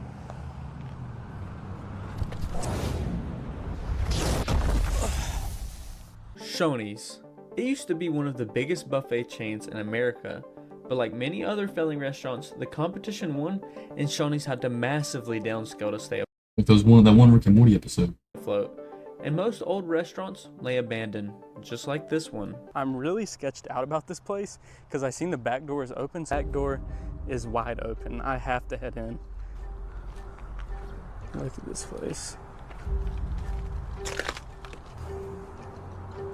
There ain't been a delivery here for a long time. You gotta be careful up here. There's needles on the ground. Yeah, don't get stuck by that. Dang, man. Place You're is just some kind of dump. STD. Just private property, no trespassing. I don't plan on trespassing. I thought I saw something moving in here. I'm not sure. What is that? Barney? Oh God! Barney! What do you have, Barney? What is this? What is that? What's it say, Barney? No. Honestly, I don't know what to say after that, but Barney left. Time to keep exploring the store. Look at the window for this place. It's crazy graffiti. I don't see an entrance to the building, but it's really, really ran down. It's crazy how ran down this place is. And it looks really cool on the inside too. Crazy graffiti art, honestly, really cool. We best watch our step around here. There's glass everywhere. I'm not trying to be a criminal, so I'm not breaking in. Okay, so I had this little driveway part back here, but I don't think anything's really here. Yeah, just a big pile of trash. This is one of the most abandoned places I've ever seen, and I wanted to put together this montage to really get that across.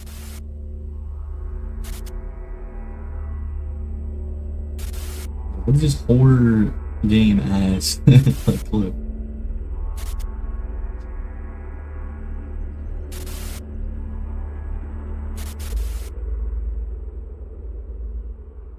This store is literally a piece of history. It's been really cool. I met Barney, pretty crazy, but there's not much to do. There's no way of getting in, so we're just gonna head on to the next door.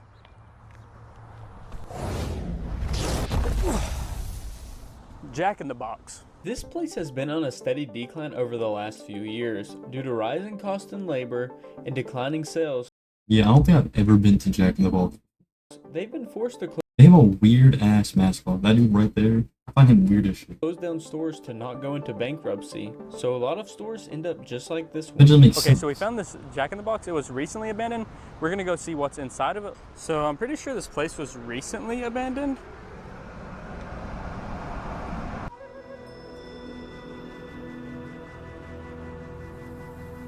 Yes. We're gonna make our way to the door to see if we can find anything in there. And camera woman this time, will you get up to the door and look for me? Okay, so we're gonna go to the drive-thru. Okay, we're gonna go around to the back. There's a camera right there.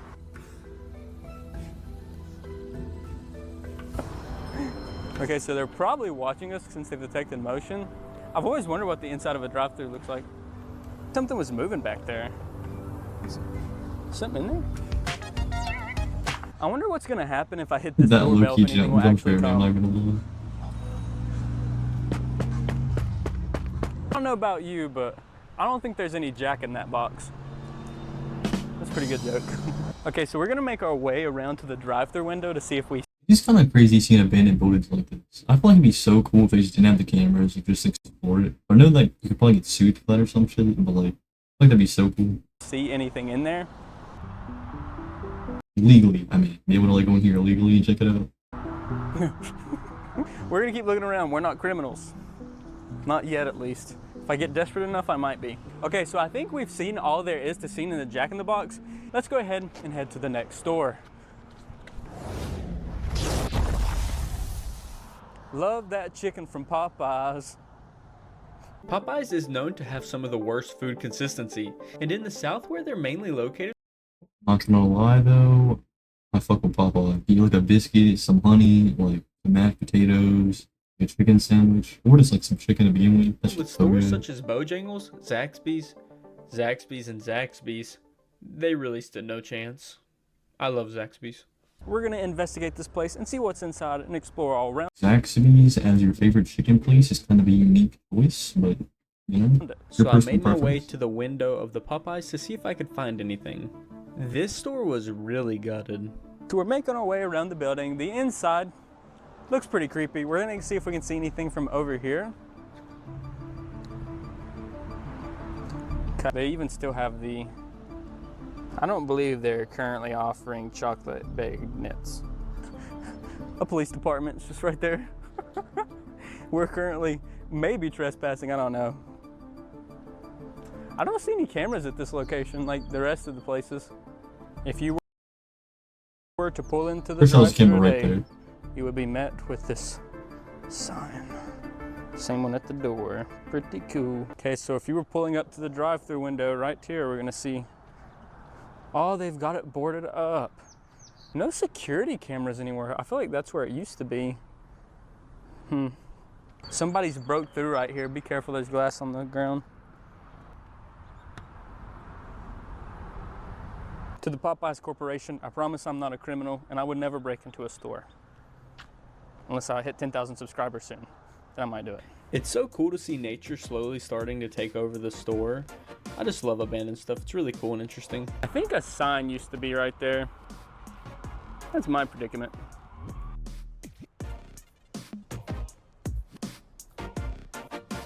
So I think we've seen everything this Popeyes has to offer.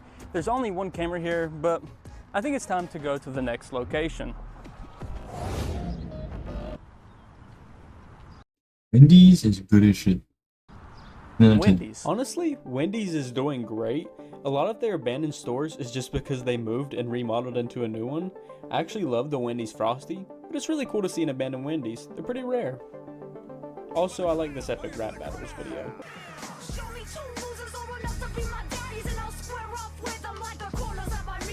So I'm walking up to the building. The really cool thing about this one is it still has all of the old Wendy's things on it, and usually in the liquidation process when they changing, they get rid of all that. Honestly, Google Maps is the GOAT because I wouldn't have found any of these without it. So we're just gonna keep looking around the building. I'm gonna head around to the side. They still got a lot of the stuff up in there. Tell me if you see anything. If you want an abandoned Wendy's, call up my dude, Robbie Brandstrom. storm. He's got one. I don't know if that's true. Place kind of looks closed to me. Really cool logo, honestly. I really like the Wendy's logo they used to have. Looks like they still have the menu up over there. Really cool. I wonder what that was. Probably a drink machine? Camera person, will you get that bird? He's pretty chill. He's also investigating the It's a pretty cool bird, I'm not gonna lie. abandoned Wendy's. This is what the back of it looks like. I You know, mean, this rusty? looks abandoned. Not much different from the rest. See what we can see on the inside. That's actually kind of horrifying. All right, so this Wendy's has been really cool, but I think it's time we go to the next location.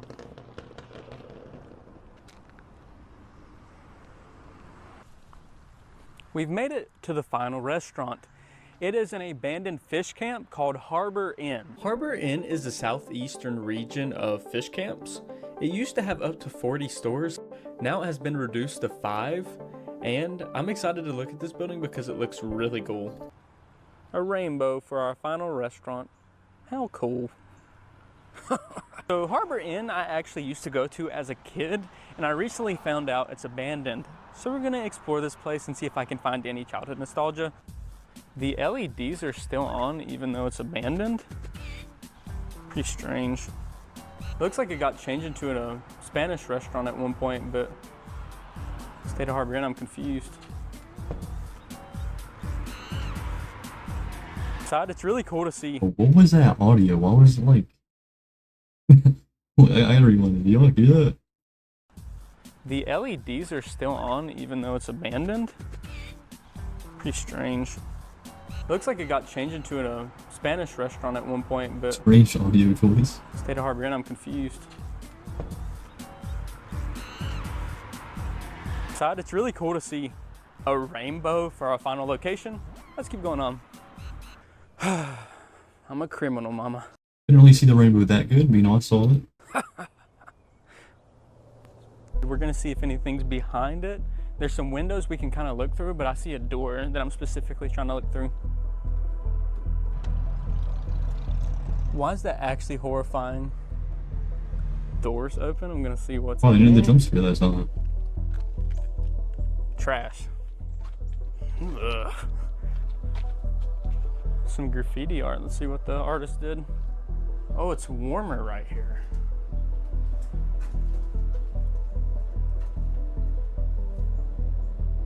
This place is actually nightmare fuel. Same artist did more graffiti here.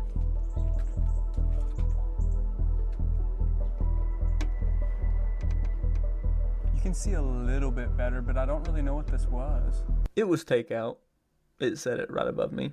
Okay, so we're making our way to the back. I think I've got a perfect place to end the video. So we made our way to the top of the top of the Harbor Inn. It looks really cool from up here.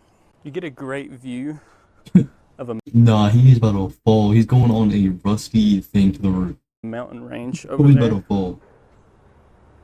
The grid we was standing on was a little bit sketchy, but it was well worth the view. Pretty cool being up here.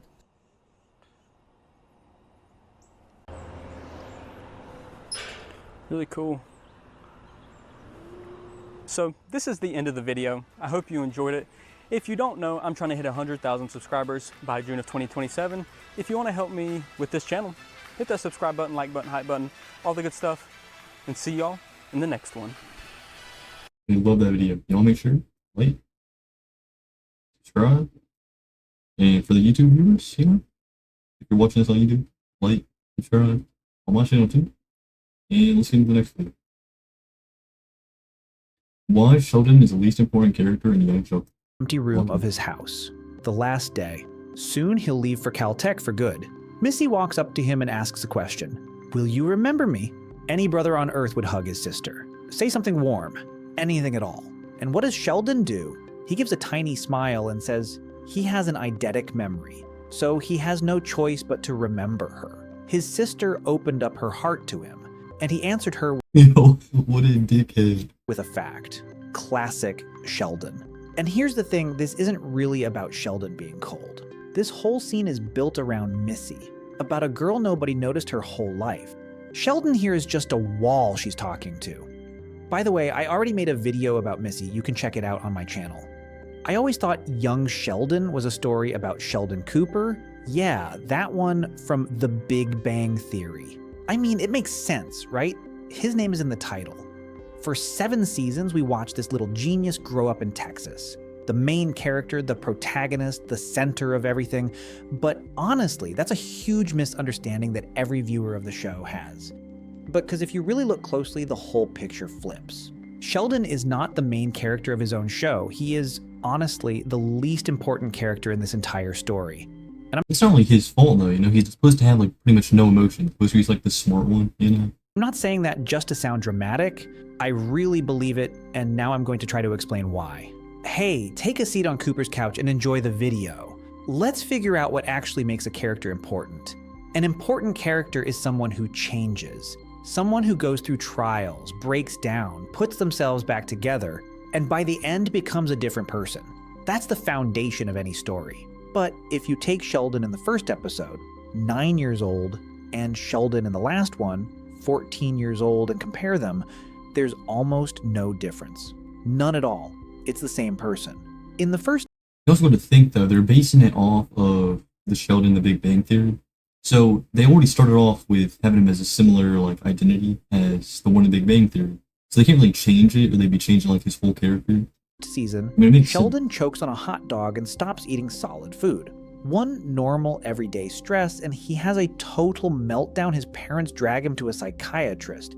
The reaction is, to put it mildly, weird. Next, his mom won't let him do something, and out of rage he scrubs the whole house until it shines. He can't control his mom's decisions, so he controls the cleanliness. His mom won't sign the permission slip for a field trip, so out of spite he secretly applies to Harvard. His strategy is always the same. Either run away or shut down or use his intellect as a weapon. In the 7th season, his father dies. That's the worst thing that can happen. And how does Sheldon react? He sits down in a chair and freezes. He just can't process the thought of death through his logic. He doesn't cry at the funeral. In canon, that just doesn't happen. He doesn't say a single word to his family about his feelings. Instead, he sits there and runs alternate timelines in his head, imagining himself as a hero from Star Trek who can go back in time and redo everything. He can't deal with the guilt of just ignoring his dad on the last morning of his life, when his dad was leaving for work, so he keeps rewriting that morning in his head over and over. And 27 days after his father's death, he's sitting at a sermon about grief, pulls out a brand new laptop, a gift from the doctors, and starts working. When people give him weird looks, he calls them Luddites. And that's where it hit me. This is the exact same reaction he had at 9 years old. Run away, shut down, hide behind his intellect. 5 years, his dad is dead, and the guy hasn't moved a single inch. And there's one more creepy detail. In the very finale, his mom asks the kids to pray and imagine that their dad's spirit is sitting with them at the table. This is the moment when his mom desperately needs support. And what does Sheldon do? He flat out refuses to acknowledge the spirit because ghosts don't exist. It goes against the laws of physics. For him, scientific accuracy matters more than basic compassion for his Yeah, I get his character is supposed to be that way, but he's just such a dickhead. It's like mother, who is crushed by grief. And when he does finally agree to get baptized for her, he does it in a wetsuit, so he won't catch germs from the baptismal water. And in the voiceover, adult Sheldon coldly notes that the ear infection he caught anyway was worth it. His mom was happy. You see, even his rare kind acts, they're cold calculation. His mom's tantrums at home would cause more discomfort than a minute in dirty water. And I didn't even catch this right away, but the creators did this on purpose. This isn't lazy writing. Chuck Lorre literally said that Sheldon as a kid is Sheldon in progress. But in progress doesn't mean he's heading toward healing. He's just slowly growing the armor that we see on the adult version in The Big Bang Theory. So what's the trap here? The writers couldn't let Sheldon grow up. Because in The Big Bang Theory, he just never grows up. He's always like a man-child. The adult Sheldon is a closed-off, self-centered man who doesn't understand sarcasm. If little Sheldon learned to feel empathy and became a normal teenager, the whole franchise would collapse. The canon wouldn't line up, so they built a brick wall around him. The second he got close to emotional growth, they rolled him back to factory settings. And that was the first red flag for me. After that, it gets even weirder and crazier. There's this thing in movies, it's called a MacGuffin. It's when there's some object, a briefcase, a document, a secret, and the whole plot spins around it. Everyone chases it, takes risks, fights over it, changes, but the object itself is empty. It doesn't mean anything. It's just an excuse for interesting things to happen to the people around it. Sheldon in Young Sheldon is a MacGuffin. He himself is a static, unchanging thing, but his very existence, his genius, his needs, create an endless chain of crises. And those crises force everyone else to grow. Sounds like a theory just for the sake of a theory? Okay, let's go through the facts. Season 2. No, it all makes sense, you know, like, he doesn't have any emotions, so how is he gonna have any kind of growth? Everybody in the show has, like, at least some kind of growth, like his brother, his sister, all that. Even his mom, to an extent, I think. So everybody has growth, but he literally can't. They start him off as Sheldon. They end it with Sheldon going into Big Bang Theory, so they can't really change him at all, like, not even a little bit. George Sr. gets offered his dream job, a coaching position at a college in Tulsa. This is a chance to pull the family out of poverty, a chance at the career he dreamed about his whole life. And what happens? It comes up at the Thanksgiving table. The family is discussing the move, and Sheldon panics at the mere thought of changing his routine. He loses it, runs away from the table, and George turns down his dream job. Of course, it's not only Sheldon's fault here, Mary. As usual, showed her indifference to George and didn't back him up, but we already covered that in a separate episode about Mary and George. The father buries his dream alive for the sake of his son's peace and the family's. And the most bitter part, nobody even really appreciated that sacrifice. They just took it for granted. Sheldon learns nothing in this episode. He doesn't grow. He doesn't realize what his dad gave up. He's just a trigger. The whole episode is about the quiet tragedy of George, who starts burying himself alive from this exact moment. In the first season, Sheldon asks for a computer. He really does need a computer for his calculations, and I totally get him. I got a computer myself very early, and it gave a huge push to my intellectual development. But on the show, this request cracks everything open. The family is broke. Mom had been secretly hiding money from her husband for years. They have a horrible fight. Mom takes the kids and leaves to stay with Meemaw. Sheldon gets the computer, the price of his little want to crack in his parents' marriage. Again, he just stood there. He didn't do anything, but because of him, everything blew up. But the darkest episode is in the 4th season. Missy's heart is broken, her first love, and out of anger and pain, she's snapping at everyone. And Sheldon? He just sits in his room and whines that it's too loud and they're keeping him from focusing. He doesn't do anything mean, but Mom instantly takes Sheldon's side and demands that Missy apologize, without even asking what happened to her daughter. And this fanaticism of Mary's making life best for Sheldon and worst for everyone else becomes the last straw. George explodes, tells Mary everything that had been piling up for years, that she's obsessed only with Sheldon, and doesn't see the other kids or her husband at all. Yeah, I mean, it makes sense, you know, he's definitely, he needs more attention. He needs more help, or he's just gonna be going like a spiral, he's gonna freak out, gonna go crazy. So it's like he needs more attention, but at the same time, he's taken away from everybody else around. George goes off to a bar where he gets close to the neighbor, Brenda. Missy runs away from home. In one episode, the whole family is on the edge of a cliff, and Sheldon, the blind spot that made all of this come together. You notice the pattern? It repeats over and over.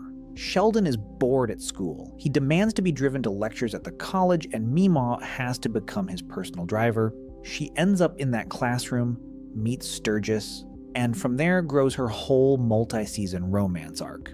Just because her grandson got bored. Sheldon took part in a twin study, and the development in that episode happens to someone other than him.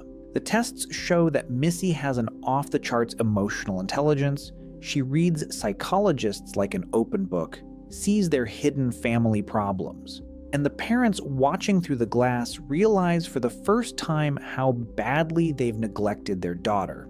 Sheldon left for a while for a school for gifted kids in Dallas, and without him, the house gets scared. Yeah, and that is kind of crazy. So Sheldon has no like emotional anything. He really like shows no emotion. Missy got all of it. So it's like she took both of theirs, and then he just has like all the intelligence. Very quiet. The family suddenly realizes that without the chaos around Sheldon, they don't even have anything to talk about with each other. Their whole daily life held together only on putting out his crises. Everywhere you look, Sheldon doesn't act. He just exists. And the ones who grow, break, and change are everyone around him. Even his atheism works the same way. He casually suggests to Missy that she should doubt the Bible, and that kicks off a whole crisis for Mary, a scandal with the church, a conflict with the pastor. And Sheldon learns nothing from it. He's a stone thrown into water, and the ripples spread out into everyone else's lives. And now the third thing. If Sheldon stands still, look at the journey everyone else goes through. It's just night and day. Georgie. At the start, the dumb older brother, the jock, the punching bag everyone laughs at because his genius little brother skipped grades and ended up sitting at the same desk as him. You know who he becomes? First, a business instinct wakes up in him. He resells discounted snow globes, playing on Texans' nostalgia for snow, and makes money. Then he drops out of school to make more money, and he sees no potential in college and doesn't go down Sheldon's path. His father, furious, kicks him out, and Georgie doesn't give up. He moves into the garage and pays his own bills. He finds out about Mandy's pregnancy at 17, and he doesn't run away like any guy would. He takes responsibility. He works himself to the bone, puts up with everything. He has a panic attack during the birth, but he still stands there next to her. And when his father dies, it's 19-year-old Georgie who leans over the casket and promises that he'll take care of everyone. And he does. He buys a... Yeah, he became like the responsible working man. Sheldon became just a little brat, you know, same as always. And then Missy, I don't remember what happened to her. I never really watched the show all that much, just mainly just TikTok clips, but... tire shop. Like everybody else actually became something, he just existed. Except he already has like an ending. He's in the Big Bang Theory. So the very one that grows into his future tire empire. From a caricature into a real man and the head of the family, that's a hero's arc. That's a journey. Missy. The girl with the invisible feelings, that's what she called it herself to Meemaw back in the first season. You couldn't come up with a better metaphor for a child's loneliness. A kid in the shadow of a genius who went unnoticed for years because the whole house revolves around Sheldon's schedule, phobias, and diet.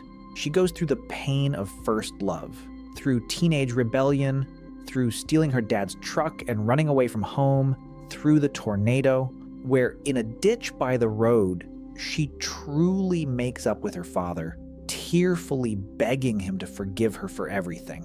And then, in the 7th season, while Mom and Sheldon are in Germany, 15-year-old Missy basically becomes the woman of the house. She runs the budget, holds the household together, becomes a stand-in mom for her dad, and she loses her father, the one person who saw her through that invisibility. Her pain at the funeral is real, without any movie gloss, pure anger and pure grief. George Sr. Yeah, it's more like everybody else in the show is the main characters, and he's kind of like the side character that makes all the chaos. That's kind of what it is. In The Big Bang Theory, Sheldon spent years calling him a dumb drunk and a cheater. And young Sheldon showed a completely different man, a tired, loving father who sacrificed everything. His career in Tulsa. His pride when the school cynically fired him and gave his position to his best friend, but whether that guy was really a friend, you can find out from my separate video about George Cooper. And in the end, he says goodbye to life itself. A heart attack at work literally a couple of days before moving to the new dream job in Houston. He never got to enjoy the triumph. And Mary, from a caring mom into a woman broken by grief who the church betrayed, and throughout the second a scandal hit the family. The very church she had loyally served for years. And in the finale, she clings to religion, not out of faith anymore, but just to survive psychologically, to keep from falling apart from the pain. That's the same fanaticism we later see in BBT. You see the difference? Georgie, Missy, George, Mary, Meemaw. every one of them went through hell and came out a different person. And Sheldon rolled up the sleeves of his sweater and He didn't do stayed the nothing. exact same Sheldon. By the way, that's not a metaphor. In the finale, adult Sheldon literally rolls up his sleeves. And the creators said they did. Yeah, I mean, like I said, he literally can't change. He already has an ending, and he's helped in the Big Bang Thing. So they can't do anything. They don't have like any wiggle room. Like in the beginning, yeah, they kind of do, because starting off, he had like a slightly different personality, maybe being a little more annoying. But he's gonna have to slowly turn into Sheldon. That on purpose, to remind people of the old Sheldon from The Big Bang Theory. They can put a grown-up sweater on him, a wife, kids, a Nobel Prize, but he'll always roll up the sleeves. And here a fair question comes up. Do the numbers back this up? Yeah, if you look at how many episodes Sheldon actually drives the plot, and in the early seasons, it's around 80%. By the 5th season, already about 40. And in the 6th, 25-30%. Mandy's pregnancy, Meemaw's arrests, Mary's collapse in the church, the father's death, all of it unfolds practically without him. The title character, by the end of his own show, became a background comedy character. And you know what really seals it? After the show ended, they launched a spin-off, Georgie and Mandy's First Marriage, about Georgie, with no Sheldon at all. The franchise just dropped its genius and rolled on with the ones who used to be the background. So why am I telling you all this? The bottom line is this. Young Sheldon was never a story about how a genius came to understand the world. It's actually the complete opposite. Because he never did understand the world. He always just kept the same mindset that he always did. Opposite about how ordinary but incredibly strong people broke themselves, so this genius could have a future. Sheldon bends the orbits of everyone around him, while he himself stays a cold, motionless point. And here's the most bitter part. There's a fan theory that the adult Sheldon, the one writing these memoirs he finally grew up, became a father, and only now understands what an impossible burden he was for his family. The whole show is his way of saying thank you, and of saying sorry. Whether you agree with my take or not, write it in the comments, and I'll keep bringing you interesting videos about this universe. Yeah, I think the whole video made sense. I mean, it was kind of obvious, like, just watching it, though. He couldn't be the main character, because he can't have any kind of character growth. He can't have any kind of anything. He's just kind of... It's supposed to be funny, you know? It's supposed to be like, oh, he's a smart little kid, you know? Yeah, good video, though. Like, subscribe. Hey, people on YouTube, make sure you like, subscribe, you know? New videos every single day. But, yeah, for stream, to the end of the video. Hope you like the stream. And we stream again tomorrow, so look forward to that. But yeah, I'll talk to y'all later.